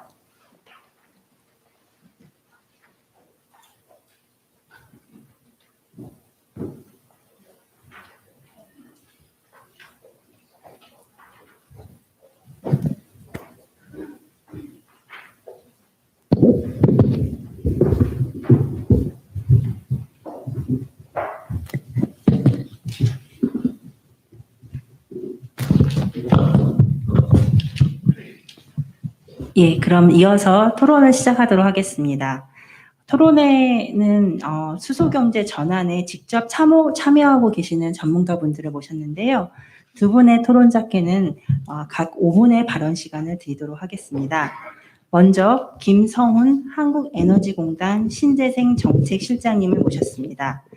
한국에너지공단에서는 특히 수소산업 기반 구축을 위한 노력을 해오고 계십니다. 김성훈 실장님께 수소산업 인프라 형성을 위해 필요한 과제들 이런 부분들을 포함해서 좀 말씀 드릴 수 있으면 좋겠습니다. 부탁드립니다. 예, 반갑습니다. 방금 소개받은 한국에너지공단 김성훈 실장입니다. 앞서 발제자 분들께서 대한민국의 어떤 수소에 대한 비전과 정책 발표를 해주셨고요. 그 다음에 실제 활용 사례 그리고 해외 국가들의 준비 상황에 대해서 많은 얘기들을 해주셨고 경청을 했습니다. 말씀해 주신 것처럼 수소는 장기적으로 우리나라를 친환경 저탄소 경제로 전환시켜주는 핵심 에너지원이고 미래 에너지원입니다. 재생에너지를 비롯한 에너지 생산 부분을 운송, 제조시설 등 이렇게 에너지 소유 부분에 연계시켜주는 섹터 커플링의 핵심 에너지원이 되겠습니다. 태양광, 풍력 등 재생에너지로 전기를 사용하고 남는 전기를 저장해 놨다가 나중에 연료전지를 통해 가지고 활용할 수도 있어 가지고 그런 재생에너지의 가능성 문제를 해결할 수 있는 단초를 제공할 수도 있습니다. 지금은 수소 비용이 높습니다만 과거 태양광이 걸어온 길처럼 수소도 빠른 속도로 비용이 하락할 것으로 기대가 됩니다. 맥킨지가 올 연초에 발표한 자료에 의하면 2030년이 되면 수소 생산 비용이 지금보다 거의 절반 이상 떨어질 것이라고 발표를 한 바 있습니다. 그리고 앞서 이제 자원실장님께서도 말씀해 주셨는데요. 우리나라의 수소 관련 경쟁력도 상당히 좀 주목할 만합니다. 현대자동차가 주요 글로벌 자동차 메이커를 제치고 전 세계 수소차 점유율 1위를 달성하고 있고요. 올해는 지금 5월까지 거의 80% 이상 시장 점유율을 달성하고 있습니다. 그리고 수소 충전소는 19년 말 기준으로 지금 전국적으로 34개가 있는데 이건 이제 주요 일본이나 미국에 비하면 한 30에서 50% 수준이긴 합니다만 가장 빠른 속도로 구축이 되고 있습니다. 그리고 연료전지 발전 부분에 있어서도 전 세계 연료전지 발전량의 발전시설의 40%가 국내에 설치되고 있습니다. 세계 최대의 수소 발전 시장이 된 거죠. 근데 이제 이러한 장밋빛 전망과 우리의 높은 잠재력에도 불구하고 각계에서 좀 우려의 목소리도 나오는 게 현실입니다. 수소가 상당히 좀 애매하고 좀 복잡한 상황에 처해 있기 때문에 그렇습니다. 여러 좀 딜레마들이 있는데요. 공단은 이런 딜레마들을 세밀하게 이렇게 바라보고 있습니다. 그래서 공단은 지금 현재 연료 보급 등 일부 기능만 수행을 하고 있는데요. 신재생에너지 전문기관으로서 이러한 딜레마들에 대해서 몇 가지 말씀을 드리도록 하겠습니다. 가장 먼저 드릴 수 있는 말씀은요. 그레이 수소와 그린 수소와의 밸런싱 문제가 아닌가 합니다. 수소 경제로의 전환은 그린 수소를 통해 가능합니다. 다만 그린 수소로 가기 위한 과정에는 많은 시간이 걸리고 그런 시간이 요구되고 있습니다. 따라서 그린 수소가 상용화되기 전까지는 개질 수소라든지 부생 수소 이런 그레이 수소를 활용할 수밖에 없습니다. 그레이 수소는 그린 수소로 가기 위한 브릿지 역할, 가도기적 역할을 할 수밖에 없는 것인데요. 문제는 이제 이 그레이 수소 자체가 좀 비효율적이고 좀 경제성이 좀 떨어진다 하는 부분이 있겠습니다. 일단 연료전지로 열을 생산하지 않고 그냥 전기만 생산할 경우 이 연료전지 자체는 이제 LNG 복합 화력보다 효율이 떨어지죠. 그러다 보니까 온실가스가 좀 많이 좀 배출되는 문제가 있습니다. 그런데 이 연료전지가 가격이 상당히 좀 현재 비쌉니다. 현재 가스 복합 화력보다 약 6배 정도 이제 설비 가격도 비싸다 보니까 이제 논란이 되는 것이죠. 설비 가격은 굉장히 많이 소모되는데 환경에 기여하는 게 약하다 하는 이제 이슈가 나오고 있는 거고요. 이런 우리가 이슈를 어떻게 해결하느냐 이것도 이제 과제가 되겠죠. 그다음에 이제 둘째 수소 테크놀로지도 우리가 좀 충분히 확보하고 있지 못한 이런 상황도 좀 들여다봐야 될 것 같습니다. 다운스트림 분야인 수소차 등 활용 부분에는 저희가 강점이 있습니다. 근데 업스트림 분야인 수소, 생산, 배급, 소매 서비스 등 수소 생산 인프라 쪽은 아직까지 좀 취약한 게 사실입니다. 그래서 이게 이제 R&D와 보급에 어떤 좀 괴리가 있는 거로 인해서 생긴 문제가 아니냐 이런 생각을 좀 해보고요. 일단 그 시장에서 필요한 기술을 기업과 고민을 하면서 이렇게 적시에 이렇게 시장에 제품이 나와줘야 할 텐데 이런 부분들이 좀 취약한 거 아니냐. 그래서 우리가 좀 이 부분에 대해서는 좀 면밀하게 좀 봐야겠다 하는 생각이 좀 들었고요. 세 번째로 이제 그 글로벌 시장이 열리는 시점과 보급 시장과의 문제가 되겠습니다. 우리의 수소 산업도 결국은 해외로 진출을 해야 됩니다. 그 글로벌 시장이 지금 이제 계속 수소 부문이 커가고 있습니다만 본격적으로 열렸을 때 우리가 진출할 준비가 돼 있어야 됩니다. 저희는 이제 퍼스트 무버가 돼야 할 텐데 당장 이제 그 열려온 지 이제 보급 시장만 보면 작년에 발표한 수소 로드맵에 따르면 2040년까지 그 연료원지를 매년 한 370메가와트 정도 규모로 설치가 돼야 됩니다. 근데 이제 국내에 수소 제조기업의 생산 캐파가 연간 아직까지 한 200메가 정도밖에 안 되는 거고요. 이런 부분들을 어떻게 좀 메꿀 것이냐. 우리가 이제 보급 목표만 생각할 경우에는 결국 이 부족한 부분은 해외에서 좀 의존해서 이렇게 국내에 설치를 해야 할 텐데 그렇게 되면 우리나라 기업들이 해외 진출에 필요한 어떤 기술이나 역량, 경험 이런 것들 좀 이렇게 좀 그런 부분에 부정적 영향을 주는 게 아니겠느냐 하는 부분입니다. 그래서 어떤 산업적인 관점도 봐야 될 것 같고요. 넷째 이제 그 마지막으로 이제 발전용과 수송용 수소의 밸런싱 문제도 좀 봐야 될 것 같습니다.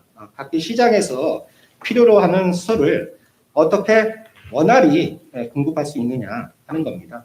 충전소도 수요에 맞춰서 지금 빠르게 되고 있긴 합니다만 적기에 구축을 하고 저가 대량의 해외 그린 수소도 차질 없이 도입하는 문제 등도 저희가 계속해서 봐야 될 문제가 되겠습니다.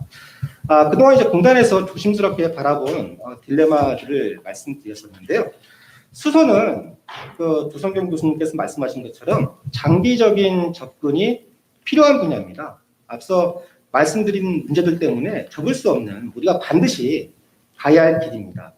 수소는 그 풍력과 함께 글로벌 산업 밸류체인에서 우리의 위치를 잘 잡아야 하는 분야라고 생각하고 있습니다.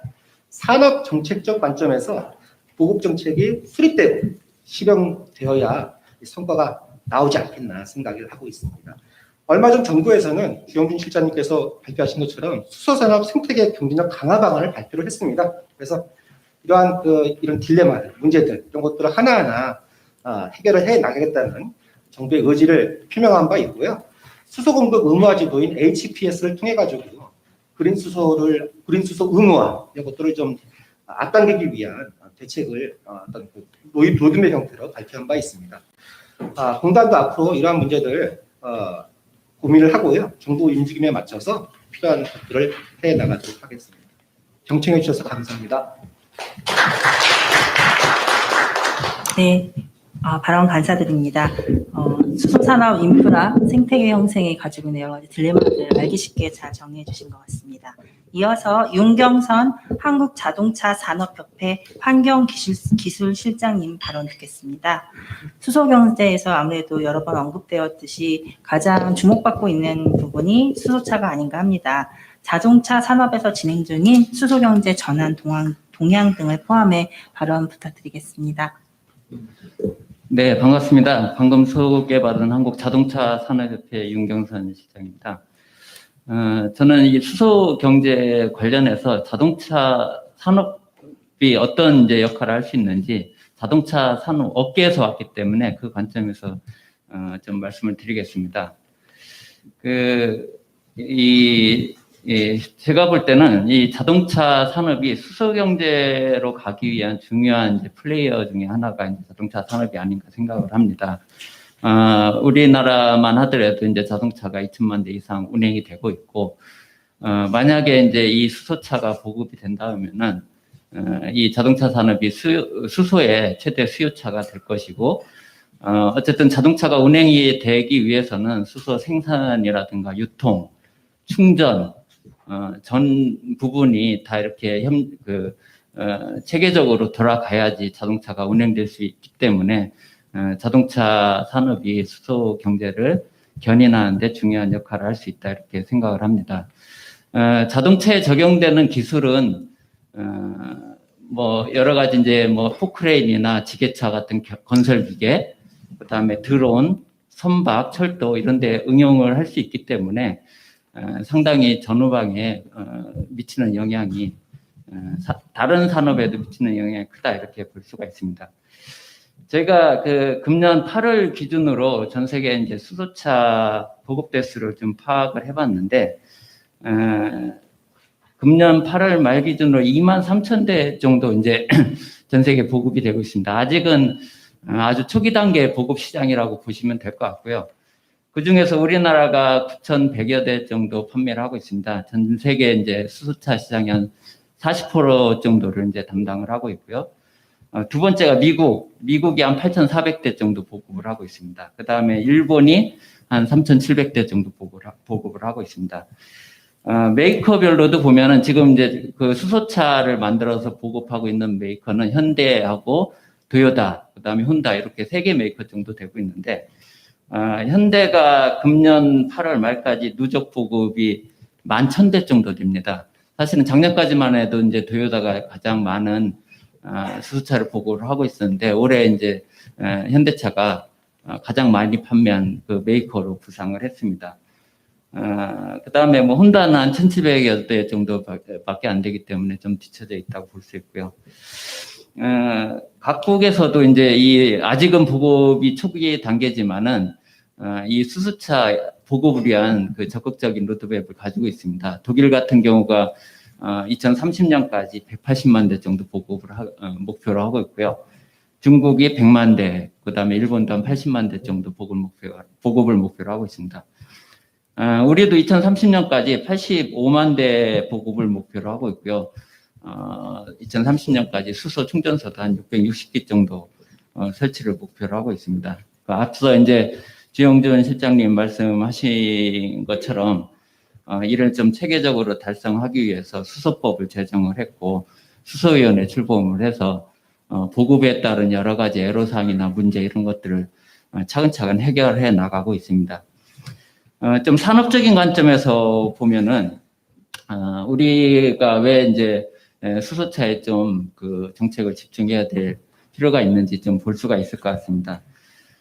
우리의 이제 수소차 기술은 2013년에 이제 세계 최초로 이제 수소차 양산을 시작을 했고요.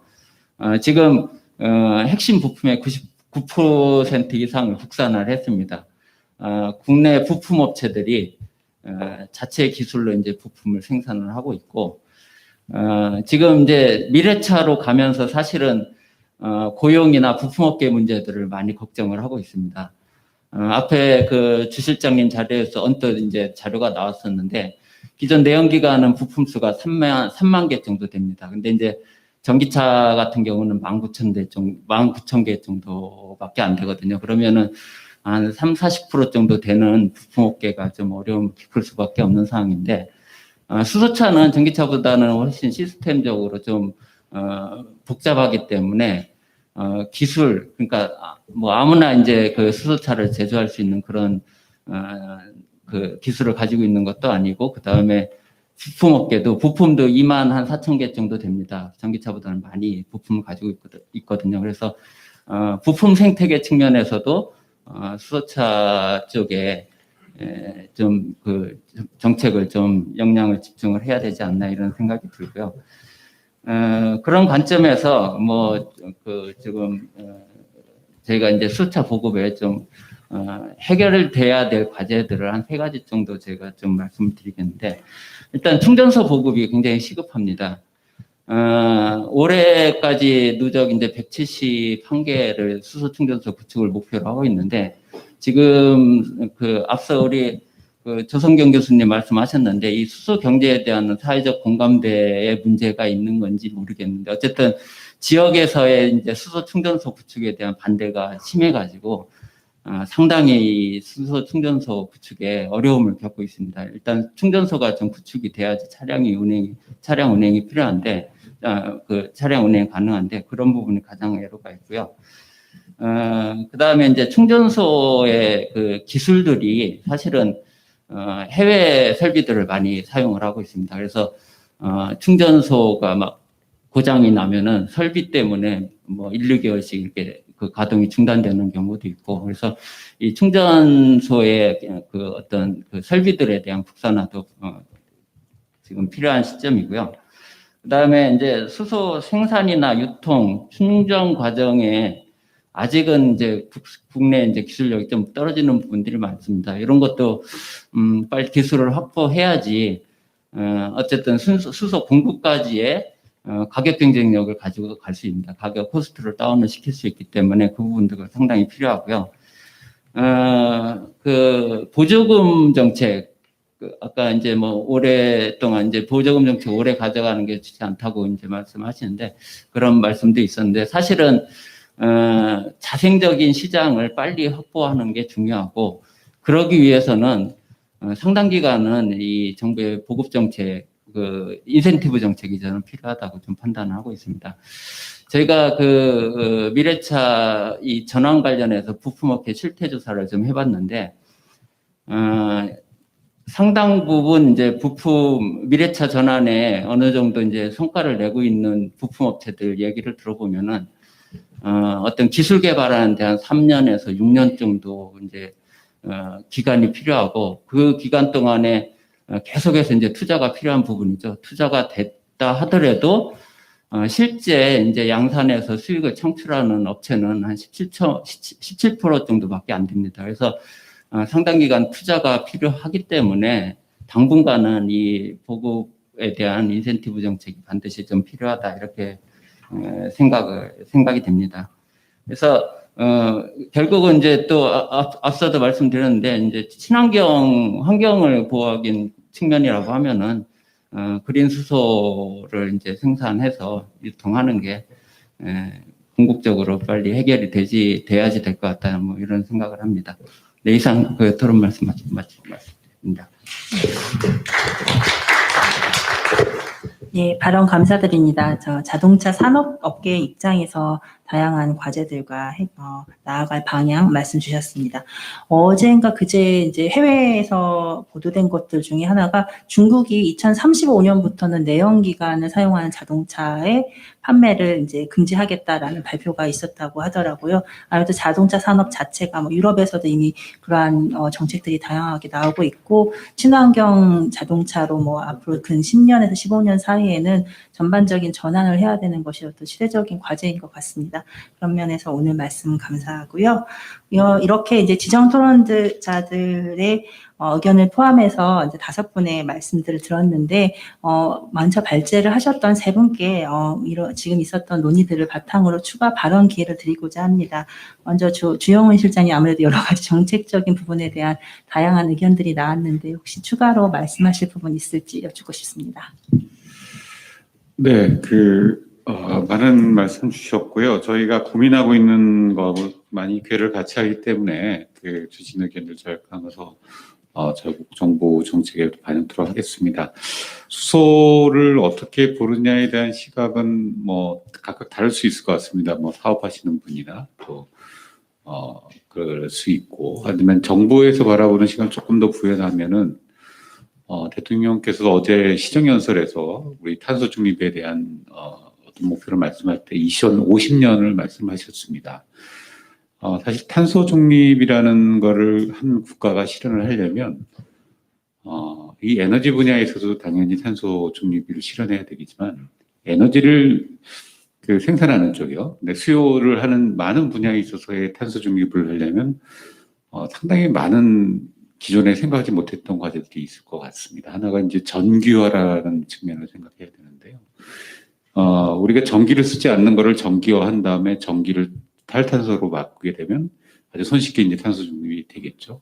이게 가장 쉽게 생각한 게 전기차가 될 수 있을 겁니다. 근데 전기차가 앞으로 저는 중요한 솔루션이고 또 산업부에서는 전기차 역시 수소차 못지않게 중요한 끌고 가야 되는 분야라고 보입니다만 전기차 하나가 늘면 우리 가구수 하나의 전기량하고 같습니다. 그러니까 많은 전기화가 된다는 거는 또 전기 생산이 늘어나야 되는데 전기차로 가지 않고 다른 연료원인 수소차로 갈 수 있을 때 우리가 구현할 수 있는 새로운 솔루션도 많이 가질 수 있기 때문에 그런 이런 비단 하나의 예를 든다면 이 수소가 활용하는 용도가 많다는 거는 우리가 탈탄소로 이용하는 데 있어서 비단 전기화 이외에 다른 많은 옵션을 또 부수적으로 가질 수 있다는 측면이 중요할 것 같고요.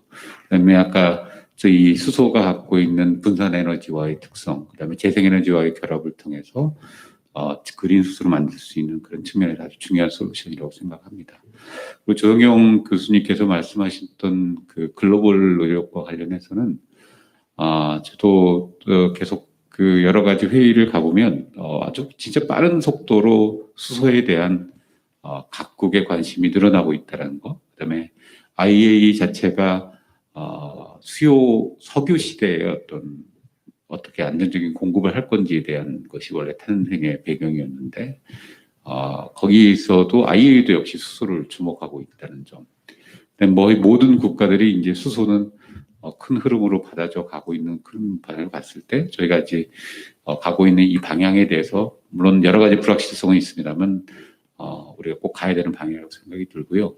각국이 수소와 관련돼서 갖고 있는 장점들이 각각 있습니다. 그렇기 때문에 그 각국들이 수소에 대해서 각각의 자국의 어떤 특징을 갖고 미래를 비전을 또 갖고 있는 것 같습니다. 호주나 뉴질랜드는 또 청정 수소를 만들어서 팔겠다는 생각을 갖고 있고요. 저희는 역시 많은 부분들을 에너지를 수입을 합니다만 수소 역시 에너지 안보에 기여를 할 거고 또 우리가 갖고 있는 제조업의 여러 가지 경쟁력을 활용하면 수소 경제를 통해서 또 우리 국내 경제가 한층 올라갈 수 있는 그런 중요한 비전을 가질 수 있다고 생각하기 때문에 수소가 갖는 우리 산업이라든지 경제에 미치는 영향이나 이런 거는 아주 중요하게 생각합니다. 네. 감사합니다. 이어서 배광옥 실장님 혹시 추가 발언 있으실까요? 네. 네. 옆에 실장님께서 이제 말씀을 해주셨습니다. 저희 같은 이제 에너지 공기업 같은 경우에는 이제 저희가 정부 정책 3020에 맞춰가지고 저희는 이제 2030년까지 8기가를 신재생으로 확충할 계획을 로드맵을 갖고 있습니다. 그 중에서 이제 연료 전지로는 한 200메가와트를 확충해서 이제 커버할 계획인데 지금 이제 수소경제위원회든 HPS가 나오면서 이제 의무량이 되면 사실 저희 쪽에서는 그 의무량을 보고 이제 신재생 로드맵에 대한 계획을 다시 또 수립을 해야 되는 부분이 있습니다. 근데 그 부분을 좀 더 좀 어느 정도 그걸 감안해서 이제 발전사들이든 기관들이 신재생 어디에 이제 중점 두고 할 수 있게끔 기준을 좀 미리 주셨으면 앞으로 그 2030에 맞춰서 운영할 때 로드맵 세울 때 많이 좀 도움이 될 수 있을 것 같고요. 그 연료전지 같은 경우에는 사실 이제 의무량도 있지만 경제성이 많이 중요합니다. 실제로 연료전지 저희가 이제 운영하면서 작년까지에서는 수익률이 많이 수익성이 좀 좋았습니다. 그러니까 REC 가격이 좀 어느 정도 보정이 돼가지고 좋았었는데 올해부터는 LNG 단가가 좀 떨어지면 REC 가격이 올라가야 되는데 REC 공급량이 많다 보니까 18년도에 10만 원, 19년도에 8만 원대, 지금 6만 원대로 떨어져가 있어가지고 연료전지에 대한 약간 수익성이 좀 불확실한 경우가 있기 때문에 연료전지가 뭔가 보급이 이제 보급이 확대되기 위해서는 이 가격 안정성에 대한 그 보장을 좀 어느 정도 해줘야지 연료전지가 좀 더 확대되지 않을까 이렇게 좀 말씀드리고 싶습니다. 이상입니다. 네, 감사합니다. 이어서 조성경 교수님 발언 부탁드리겠습니다. 저는 이거를 한번 질문 드리고 싶은데요. 우리나라 수소차가 지금 전 세계 23,000대 중에 9,100대가 우리나라에서 우리나라에 보급되었다 말씀을 하셨는데 굉장히 자랑스럽습니다. 그런데 그러면 이 9,100여 대의 자동차가 거리를 다니고 있느냐? 이 문제를 우리가 한 번쯤 생각해 봤으면 합니다. 그러니까 우리가 항상 수소를 늘릴 때 보급 중요한데요. 활용에 대해서도 좀 방점을 뒀으면 좋겠다. 연료전지 지금 HPS 하는 거 다 좋은데 자칫하면 그냥 만들어만 내고 오히려 교란만 시키고 혹시 이런 일이 벌어지진 않을까. 이런 거에 대해서 조금 더 정교하게 생각을 해보면 어떨까. 물론 다 하셨겠지만 그런 생각이 들었습니다. 예, 이상으로 일단 참가자분들의 발언을 한 번씩 들었고요. 프로에서 질문 있으신 분 손을 들어주시면 저희 연구원들이 마이크를 전달드리겠습니다.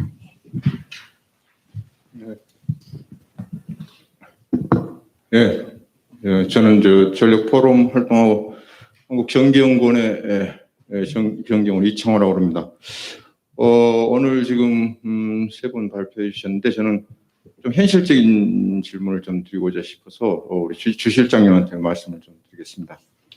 10년 전에 딱 10년 전에 RPS를 만들 때가 생각이 납니다. 10년이 지나니까 이제 HPS가 나왔고요. 그때도 논란이 많았죠. 신에너지 이게 왜 여기 들어오느냐.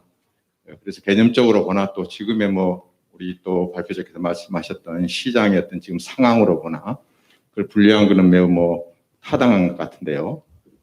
지금 여기 보면은 22년에 이제 시행한다고 되어 있는데 그럼 지금쯤 그 관련되는 제도나 정책이 정비가 돼 있어야 될 걸로 알고 있고요.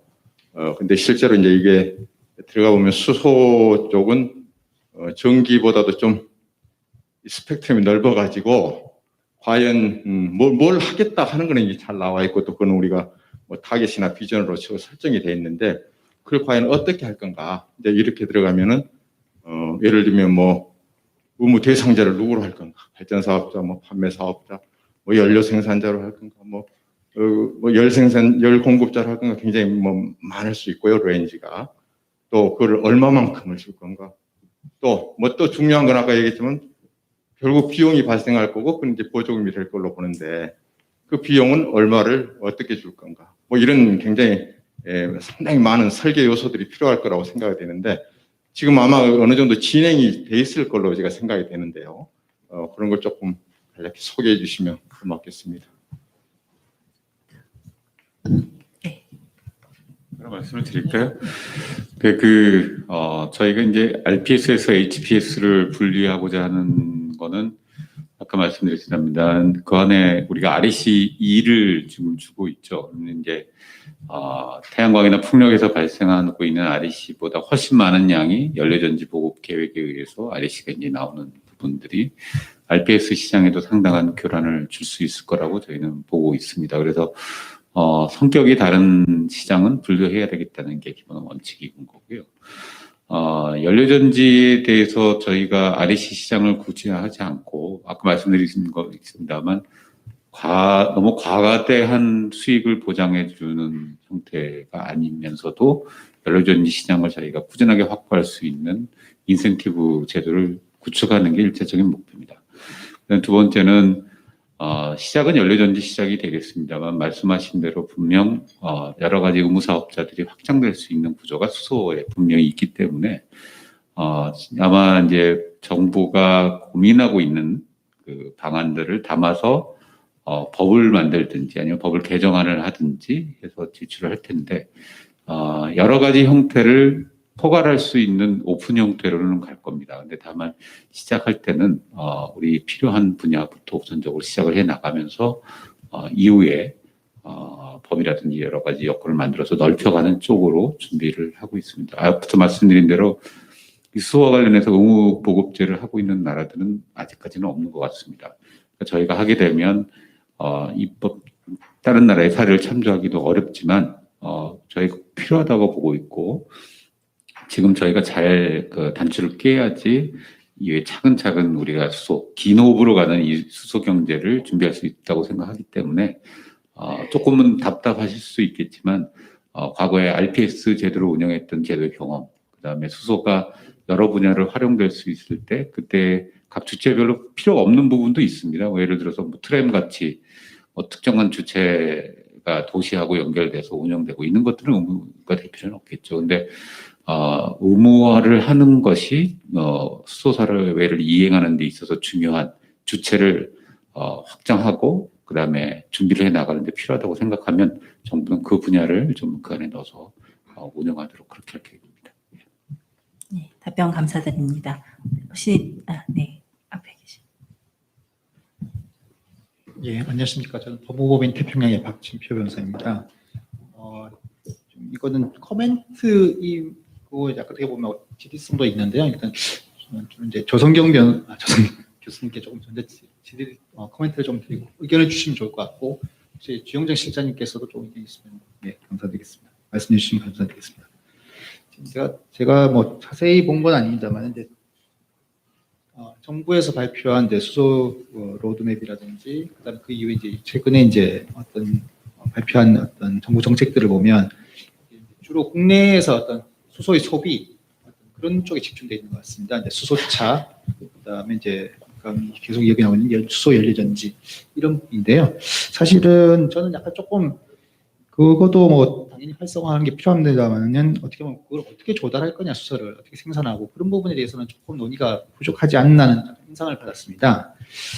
이게 왜냐하면 이제 정부에서는 지금 이제 일단 수소를 어떤 조달한다고 해야 되나 생산하는 방법인데 주로 포커스는 아마 뭐 해외도 고려하시고 있는 것 같지만 이제 주로 국내 쪽을 많이 생각하시는 것 같고요. 그런데 이제 그게 그린 수소, 그 다음에 뭐 공정 수소 이렇게 말씀을 주로 언급을 하시고 추출 수도 얘기가 나오는데, 근데 사실은 이제 그린 수소라는 게 재생에너지라는 게 아시다시피 지금 여러 가지로 지금 어느 정도 한계에 좀 봉착해 있는 것 같습니다. 일단 물론 이제 잘 되면 좋겠습니다만은 현실적으로 전력 개통에 대한 막대한 투자 비용도 들고, 그 다음에 또 지역 수용성도 굉장히 조금 상당히 난관이 있고, 전력 개통 보강 자체도 비용이 많이 든 데다가 역시 그 송전망 문제 때문에 비용이 수용성 문제가 있고, 그리고 공정수소라는 것도 사실은 석유화학 공정인데 앞으로 저탄소 사회를 갈 때 석유화학 공정이 과연 어떻게 될 거냐, 사양 산업이 될 거 아니냐. 국내에서 이제 어떻게 보면 생산하는 데는 그린 수소든 공정 수소든 한계에 있는 거 아니냐, 그런 생각이 들었습니다. 그리고 또 그 비용도 굉장히 만만치 않을 것 같다. 여러 가지 측면에서 어떻게 보면 이제 그거 그린에다가 그 재생에너지 비용에다가 그린 수소 비용 이런 것까지 얹어버리면 굉장히 비용이 폭증할 수 있다. 이런 부분이 좀 생각이 들어서 어떻게 그걸 해결해야 되는지 좀 고민을 해야 되는 거 아니냐. 그래서 국내적으로는 그냥 제 생각인데요. 이제 어떻게 보면 전력 시장이 굉장히 지금 좀 여러 가지 문제가 있지 않습니까? 이제 특히 이제 재통 문제 때문에 발생하는 제주도도 그렇고 그런 부분에서 어떻게 보면 이제 빨리 전력 시장을 조금 정상화시키고 해가지고 시장화시켜서 네거티브 프라이스를 나오게 한다면 유럽처럼 어떻게 보면 좀 저렴한 수소를 활용할 수 있는 방법이 아닐까. 그냥 그린 수소 가지고 하고 거기에다가 수소를 만든다면 비용에다 비용만 얹힐 뿐이니까 그런 전력 시장에 맞물려서 한번 고민해 볼 수 있는 분이 아닐까 생각이 들고요. 그다음에 이제 두 번째 해외 부분인데요. 그 해외 부분에서 사실은 제가 정부 로드맵 발표한 다음에 호주 변호사를 만났는데 이미 그 호주하고 일본은 준비를 하고 있었더라고요. 보니까 갈탄이 그레이 수소긴 하겠지만, 그래서 사실은 이제 일본 같은 나라도 지금 사실은 해외 조달을 염두에 둔 거고 호주에서 하고 또 아모니아는 뭐 사우디아라비아에서 가져온다고 하고, 그래서 저는 그런 부분에서 조금 준비가 필요하지 않나 싶은데 여기서 조금 고민해봐야 될 게 저는 이게 뭐 당초에도 그런 고민이 있었던 걸 알고 있는데 어떻게 보면 국내 원전은 뭐 어렵더라도 해외에서 원전 수출을 하면서 그 에너지를 활용해서 다시 이제 수소로 만들어서 어떤 식으로 그런 부분을 활용할 수 있지 않나 그런 생각이 들었습니다. 그리고 이제 세 번째는 HPS인데 이제 정부에서 되게 고심을 많이 하셔가지고 이제 마련한 정책인 것 같습니다. 다만 이제 뭐 아직까지 초기 어떤 구체적인 그림이 없기 때문에 뭐라고 말씀은 못 드리겠는데 얼핏 보기로는 그 의무 이행자를 한전 전기파괴 사업자한테 이제 줄 수도 있는 그런 글이 있었던 거 본 것 같아가지고요. 근데 그렇게 되면 이제 한전이 이제 지금 아시다시피 재생에너지 진출한 거래 가지고 어떤 문제도 있는데 이게 한전이 그 전기 판매 사업자로서 HPS를 이행하게 되면 이게 독점하다 보니까 지금 그 비용을 신경 안 쓰고 그냥 막 자기가 이제 그거를 투자를 할 수 있는 그런 부정적 요인도 있을지 않을까 싶습니다. 그래서 HPS 설계하실 때 조금 전력 시장적 요소라든지 비용 문제까지 같이 고려해서 좀 해주십사. 네, 말씀드립니다. 감사합니다. 네. 그 다양한 의견 코멘트를 주셨는데요. 혹시 그 관련해서 주 실장님, 조 교수님, 네. 교수님 먼저 질문할까요? 네, 많은 주셨고요. 사실 저희가 2030년까지 우리 수소를 뭐 그린, 블루, 그레이 이렇게 했을 때 나름대로의 비중을 정한 건 있습니다. 그러니까 소위 말해서 그레이가 지금 대부분인데요. 이게 계질수소죠. 계질수소가 대부분인데 2030년이 되면 계질수소는 한 50%로 떨어뜨리는 걸 저희가 목표를 갖고 있고 2040년은 30% 정도로 떨어뜨리는 걸 저희가 목표로 갖고 있습니다. 그러니까 저희 나름대로는 큰 10년 단위의 그 어떤 흐름으로는 목표를 갖고 있습니다만 그 안에 어떤 기술적 요소를 갖고 우리가 구현할 건지에 대해서는 기술 개발이라든지 시장성, 경제성 모든 것들이 열리는 걸 좀 오픈해서 놓고 저희가 고민하고 있고 당연히 제주도에 있는 여러 가지 커테일 문제까지도 고민을 하면서 기술 개발도 하고 있는 상황이라는 걸 말씀드리고요. 당분간 지금에서는 또 단순히 계질 수소가 아닌 부생 수소가 조금 더 친환경적인 요건을 갖고 있기 때문에 석유화학 공정이라든지 그 제철 공정에서 철을 만들어내는 데 나오는 부생 수소에 대한 부분들을 확보를 해서 우리가 당진에서 있는 거는 바로 부생 수소가 이제 전기를 생산해내 가지고 한 20만 가구를 공급할 수 있도록 만드는 것도 저희가 지금 시범적으로 하고 있고 제철소에서는 거기서 만든 수소를 인근에 있는 수소 충전소에다 좀 더 저렴하게 공급할 수 있도록 해서 가격적인 요소, 그다음에 친환경적인 요소도 이 부생수소, 아직 수전회가 본격적으로 열리기 전에 경제성하고 환경성을 맞추기 위한 노력을 같이 지금 디테일하게 좀 노력을 하고 있고요.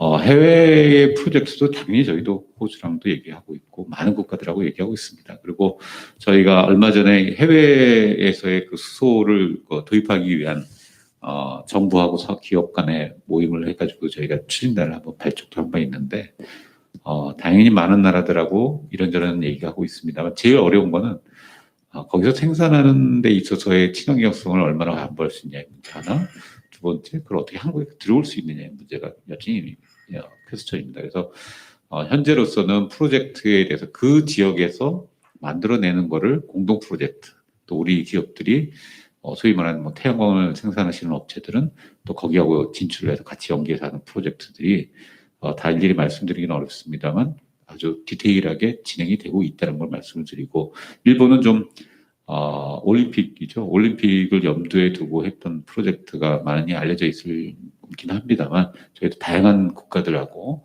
얘기를 좀 하고 있습니다. HPS는 좀 더 저희가 더 디테일하게 고민을 하고 있는 측면도 있는데 한전에 대한 한전이 뭐 프로그램 될 수도 있고 안 될 수도 있습니다. 뭐 제가 아직 확정한 건 아닙니다만 어느 의무 공급 사업자라고 됐을 때 아마 그런 모럴 해저드, 그다음에 시장에 대한 미치는 영향 이런 것들은 아주 정말로 그 중요한 기본적인 저희 전제 검토 요건이 되기 때문에 누가 되든 어떤 사람이 되든 간에 그런 요인들은 저희가 다 제도적인 뒷받침을 해가면서 할 거라고 말씀드리겠습니다. 답변 감사합니다. 아무래도 이게 수소 발전 로드맵이 생긴 지 한 2년 안 됐고 앞으로 이제 의욕적으로 다양한 정책들이 추진될 예정이다 보니 그만큼의 또 많은 우려와 또 걱정들이 있으신 것 같고요. 그런 부분들에 대해서 실장님께서 여러 가지로 많이 우려를 좀 해소시켜 주시는 질문 답변해 주신 것 같습니다. 또 추가적인 질문 있으신가요? 예. 부탁드리겠습니다.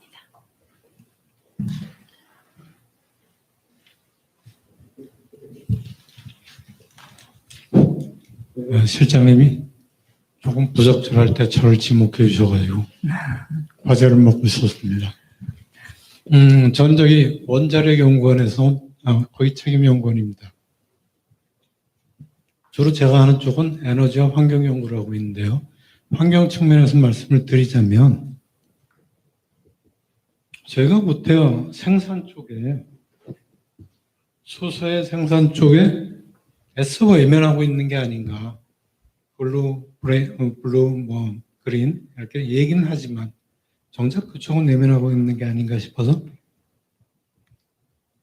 저희가 환경 쪽에 라이프 사이클 어세스먼트를 제가 오랫동안 해왔습니다. 수소 경제가 2008년도 진행이 될 때 저는 그 분야에 참여를 했고요. 그때 이제 저희가 분석했던 방법은 웰 투 탱크, 탱크 투 휠 두 단계로 나눠가지고 분석을 했습니다. 전기 자동차가 퓨얼셀로 해가지고 작동이 될 때 이게 별로 환경적으로 유용하지 않다. 더 기존의 내연기관보다 오히려 열등하든가 대등하다. 그럼 이게 우리가 가는 게 맞는 건지 그렇게 좀 시스템 어프로치로 크게 보아 생각해야 되지 않을까 생각이 됩니다.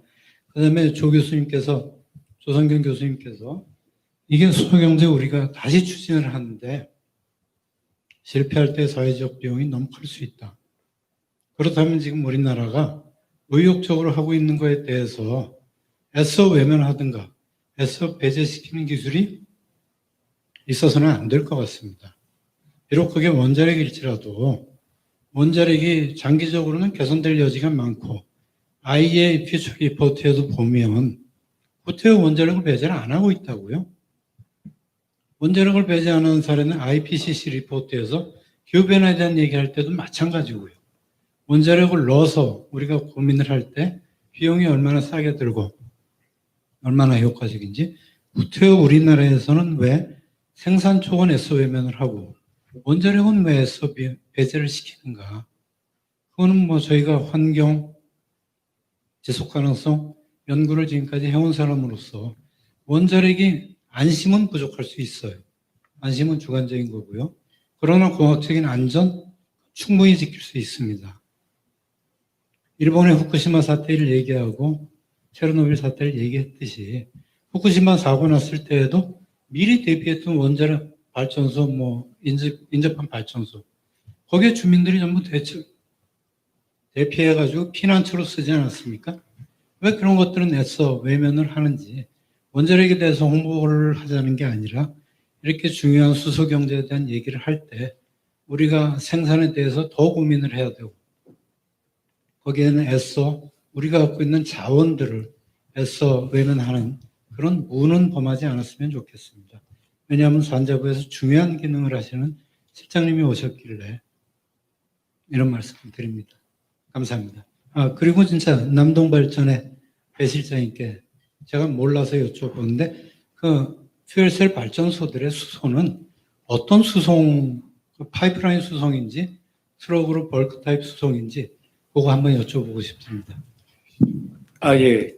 다 파이프라인으로 보시면 되고요. 새로 이제 아까도 말씀드렸듯이 저희가 연료전지를 하게 돼도 가장 크게 문제가 되는 게 이제 지역 주민의 반대가 가장 큽니다. 그러니까 요 연료전지 수소라는 단지에 대해서 일단 거부감을 많이 갖고 주민 동의 얻어내기가 어렵기 때문에 저희가 그냥 민간 상생형으로 항상 추진하고 있는 게 좀 연료전지를 도입하려는 지역에는 보면 좀 도시배관이 안 들어옵니다. 도시배관이 안 들어오면 저희가 그 연료전지 공급을 위해서 배관이 들어와야 되기 때문에 요 화성 연료전지 같은 경우에는 삼천리에서 저희한테 이제 안정적인 공급처가 있으니까 삼천리에서 배관을 저희한테 무료로 깔아줬습니다. 그리고 나서 저희가 공급을 받고요. 그러면서 그 지역에 있는 주민들한테도 가스 배관을 같이 연결해 준 거죠. 삼천리에서.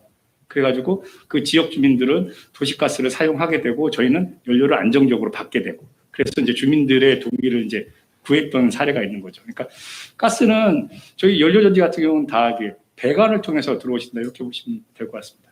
예, 이상입니다. 네. 저 교수님 혹시 코멘트 괜찮으실까요? 네. 그 수용성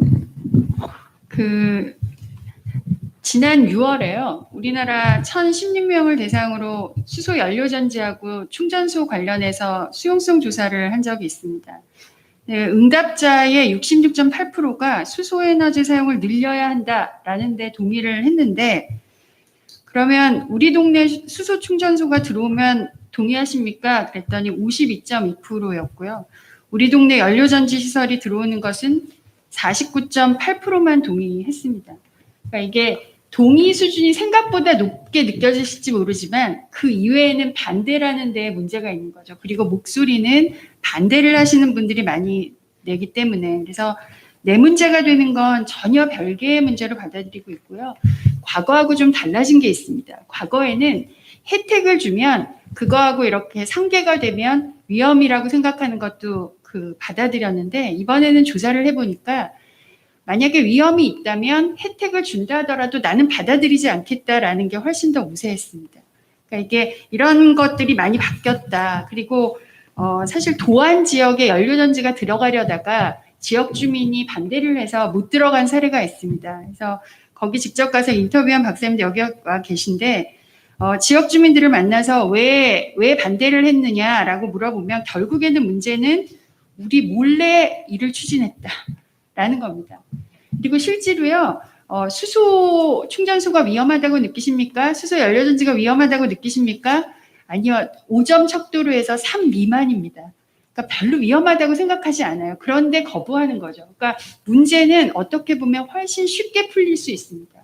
그리고 대화가 지속돼도 예를 들어서 이런 얘기를 했습니다. 책임 있는 주체가 아니라 시공사, 하청업자들이 와서 대화를 한다는 거예요. 그러면 정보를 줄 수 있는 오히려 그런 길을 우리 스스로가 차단하는 거죠. 그래서 이런 부분을 우리가 잘 들여다보면 어쩌면 수용성 문제는 우리가 조금 더 다른 차원에서 쉽게 풀 수 있지 않을까라는 생각을 합니다. 네, 답변 감사드립니다. 그 수소법, 주 실장님 혹시 말씀 추가하실 바람 있으실까요? 저도 말씀을 많이 드린 것 같은데 수용성 문제 정말 제일 중요하다고 생각이 들고요. 저희가 사실 어느 에너지원을 그 지역에 들어간다고 했을 때 환영받는 경우는 없는 것 같습니다. 비교적 연료전지에 대한 거는 연료전지라고 했으면은 모르셨을 텐데 이제 수소 연료전지라고 하니까 이게 수소구나 해서 요즘에 또 우려를 많이 하시는데 사실 이 에너지 정책에 하는 데 있어서 보급과 관련돼서 특히 그 수용성은 제일 관건이고 또 저희가 잘 못 풀고 있는 것 중에 하나입니다. 말씀하신 대로 홍보나 알려드리는 것, 그다음 과정에 있어서 좀 더 투명하게 참여하도록 하는 것들은 계속적으로 좀 노력을 해야 될 것 같고요. 원자력연구원에서 좀 질문 주신 것 중에 원자력을 활용한 수소 생산에 대한 국제적인 흐름에 대해서 저희도 잘 알고 있습니다. 과거에 저희도 이 고열을 만들어내서 그걸 수전을 하는 에너지원으로 활용했던 것도 저희도 잘 알고 있고요. 근데 사실 우리가 지금 원전은 22개가 이미 돌고 있고 24개까지 이제 최대 들고 돌아가야 되는 상황인 것 같습니다. 그러니까 우리가 원전을 사용하지 않고 있는 건 절대 아니고요. 원전은 많이 사용하고 있는 국가 중에 대부분 중에 하나입니다. 원전에 대한 거는 아까 그 지역에 대한 수용성 말씀하셨습니다만 결국 원전에 대한 수용성 때문에 점점 이제 줄이는 정책이 그 소위 말하는 에너지 전환 정책에 포함이 돼 있다고 좀 이해를 해줘야 되는데 이 새롭게 수소를 만들어내는 이 방법에 있어서도 역시 기존에 있는 원전이 갖고 있는 여러 가지 기술적인 한계의 문제는 그대로 또 보유하고 있는 것도 사실입니다. 그래서 말씀하시는 게 이제 해외에서 만들면 그걸 들어올 수 있냐의 문제, 이런 문제로 좀 말씀하셨지만 결과적으로 갖고 있는 어떤 원전이 갖고 있는 뭐 사용 해결료가 나오는 문제, 그다음에 기술적인 과학적인 안전성 말씀하셨습니다만 여전히 주민을 안심시키기에는 조금 수용성이 있어서 부족한 측면들 이런 문제들이 그대로 남아 있다는 걸 말씀을 드리고요. 다만 기술적인 가능성 뭐 여러 가지의 협업을 통해서 만들어서 솔루션으로 줄 수 있는 것들에 대해서도 정부가 좀 더 관심을 가져야 된다는 말씀에 저도 새겨 듣도록 하겠습니다. 저희가 또 핵융합과 관련해 가지고도 투자를 많이 하고 있는데 어떻게 핵을 활용한다면 또 융합을 통해서 만들 수 있는 솔루션에 대해서도 수소를 결합할 경우에는 중요한 에너지의 솔루션이 될 수 있을 거라고 또 기대를 하고 있습니다. 네, 답변 감사드립니다. 아무래도 이런 수용성과 관련해서는 그 중앙과 지역사회와의 그 연계도 참 중요한 것 같고요. 관련해서 생각해보자면 수소법에서도 이제 각 지방자치제별로 수소 그 로드맵 이행을 위한 어떤 시행 계획을 매년 이제 책정하도록 돼 있던 것으로 기억을 하는데요. 그런 부분에서도 이제 그러니까 지방정부, 중앙정부, 그 산업이 같이 지역사회하고 좀 공감대를 형성할 수 있는 다양한 노력들이 좀 진행되면 좋겠다라는 생각이 듭니다. 더불어서 약간 기울 수도 있는데 저는 이제 그 수소법 내용을 보다가 그런 각각의 지방자치단체들의 이제 연도별 시행계획이 다른 그런 유사한 다른 각 산업정책이나 이제 그런 데서도 이제 규정이 되고 있는데 그게 오히려 저 지방자치체 간의 어떤 과도한 경쟁이나 무분별한 지원으로 좀 연결되지 않도록 각별히 좀 같이 중앙지정부가 좀 조정하고 또 수소경제위원회 같은 곳에서 좀 통합적으로 관리할 수 있으면 좋겠다라는 생각도 좀 들었습니다. 다른 질문이 없으시면 제가 간단하게 한 가지 정도 질문 드렸으면 합니다. 수소사의 그 로드맵 안에서도 수소 시범 도시라는 것들이 이제 추진되고 있는 걸로 아까도 주실장님께서도 보고를 해주셨는데요.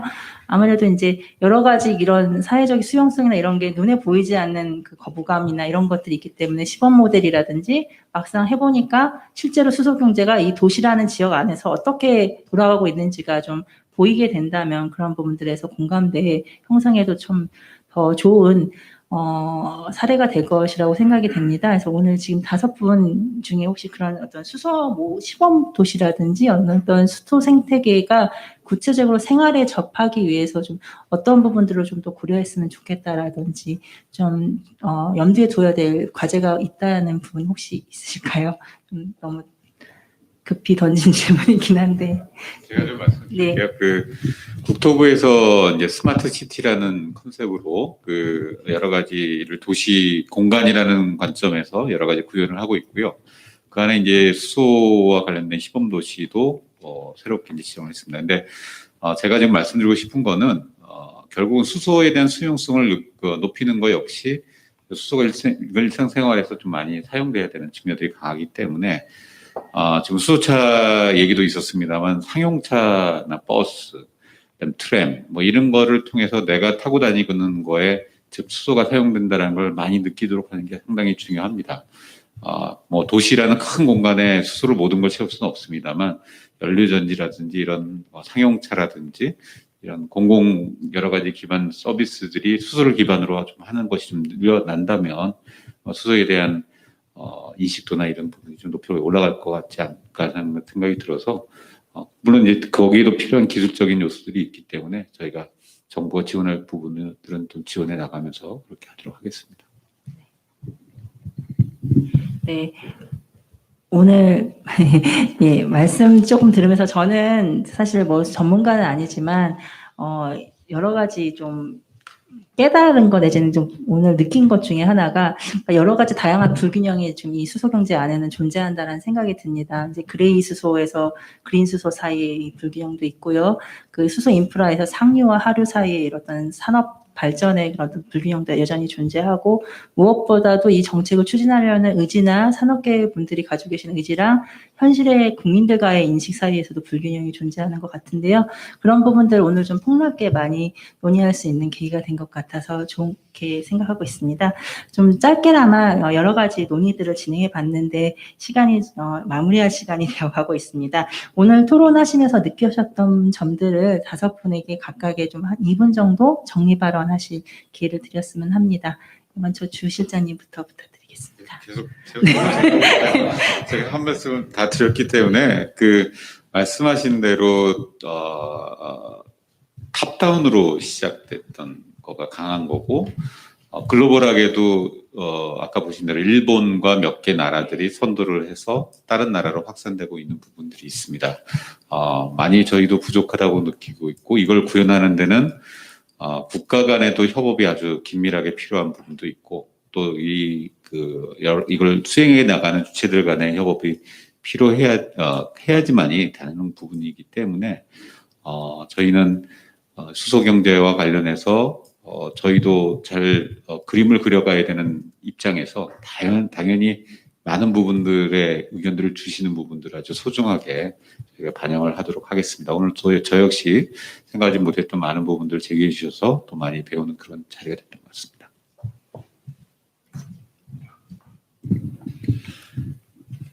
예, 저도 이제 많은 정보들을 얻었고 많이 도움이 되었던 토론 같습니다. 저희 마지막으로 저기 하고 싶은 거는 저희 이제 연료전지 관련해서 한 번 더 말씀드리면요.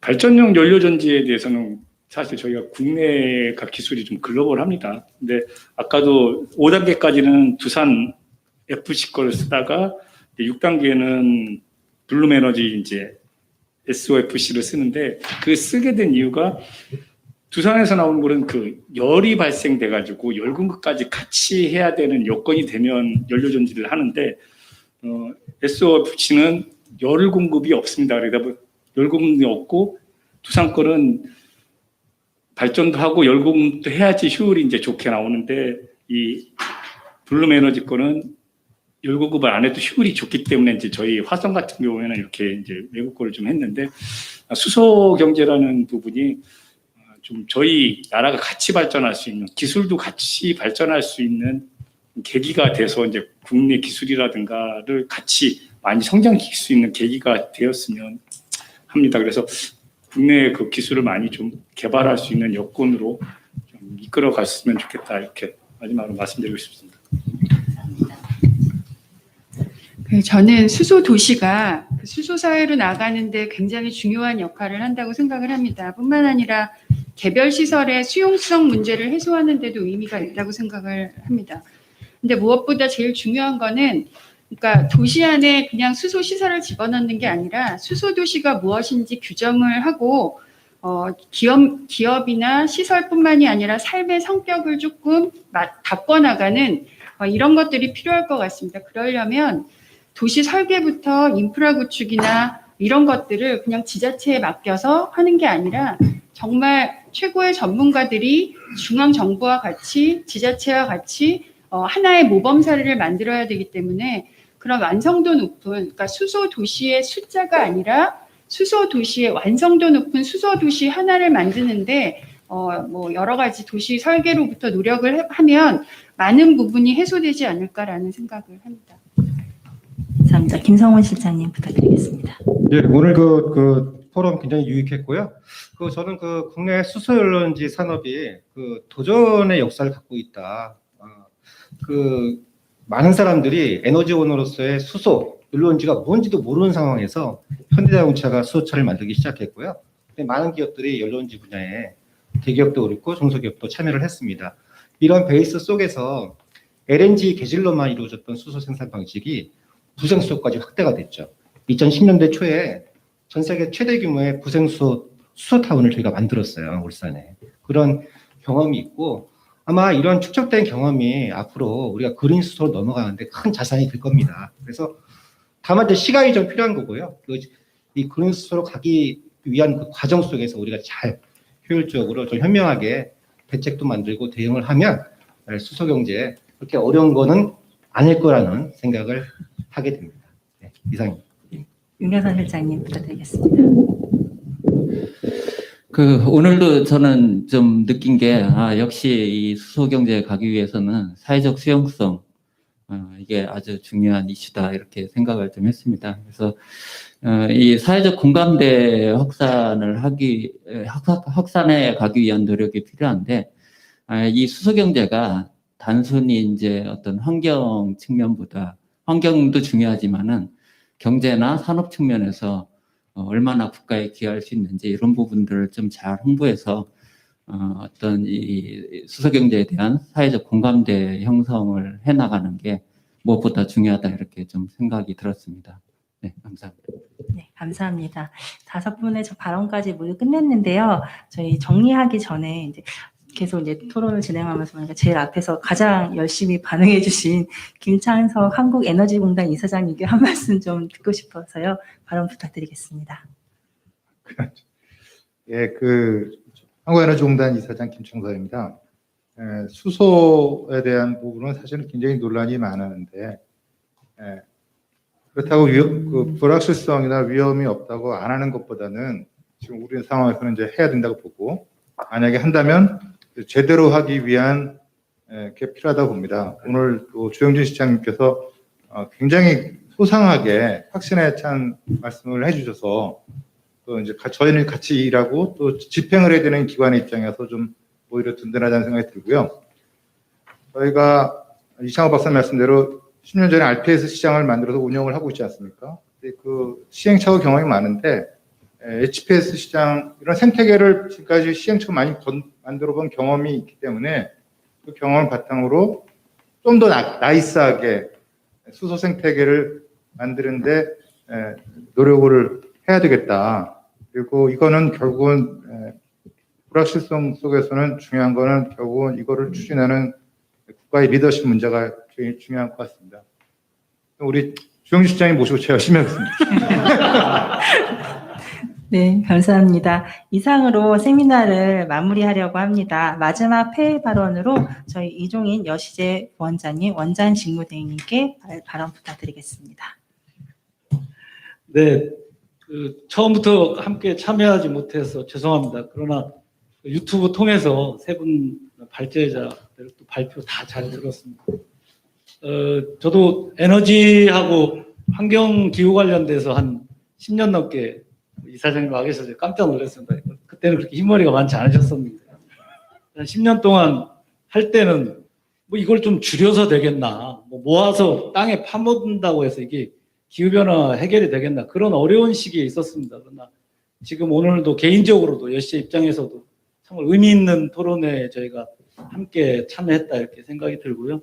모빌리티 핵심 에너지로 부상하는 수소경제 시대 때 저희가 뭔가 해야 되겠다 그렇게 생각을 했습니다. 그래서 조성균 교수님 아까 발표 또 다른 분들도 문제는 이제 장기적이라는 데 문제가 있습니다. 드리고 싶은 말씀은 참 많지만 여시 입장에서만 말씀드리자면 그럼에도 불구하고 구체적인 실행에 있어서는 성과가 나와야 된다는 말씀을 하셨기 때문에 여시는 늦게 함께 했지만 어쨌든 국내적으로는 이 마중물 역할을 열심히 하고 있는 정부에 부응해서 기업이나 지자체 그리고 연구기관들이 함께 할 수 있는 어떤 구조의 틀을 좀 짜는데 저희도 좀 도움이 되고 싶고요. 국외적으로는 또 어쨌든 어떤 형태로든 협력과 연대 네트워크가 필요하기 때문에 전문가나 거기에 따른 연구기관들을 여시재가 좀 국제적 네트워크로 좀 묶어가지고 국제 표준에도 좀 선도할 수 있는 그런 국가가 될 수 있도록 저희가 도움이 되도록 노력하겠습니다. 아무튼 수소경제 시대 대한민국의 미래는에 참석해 주신 모든 분들께 여시재를 대표해서 감사의 인사를 드리겠습니다. 고맙습니다. 네, 이것으로 세미나를 종료하겠습니다. 마지막까지 함께해 주신 모든 분들께 감사 인사드립니다. 현장에 계신 분들께는 식사가 준비되어 있습니다. 이석하지 마시고 점심 식사와 함께 논의를 이어가면 좋겠습니다. 감사합니다.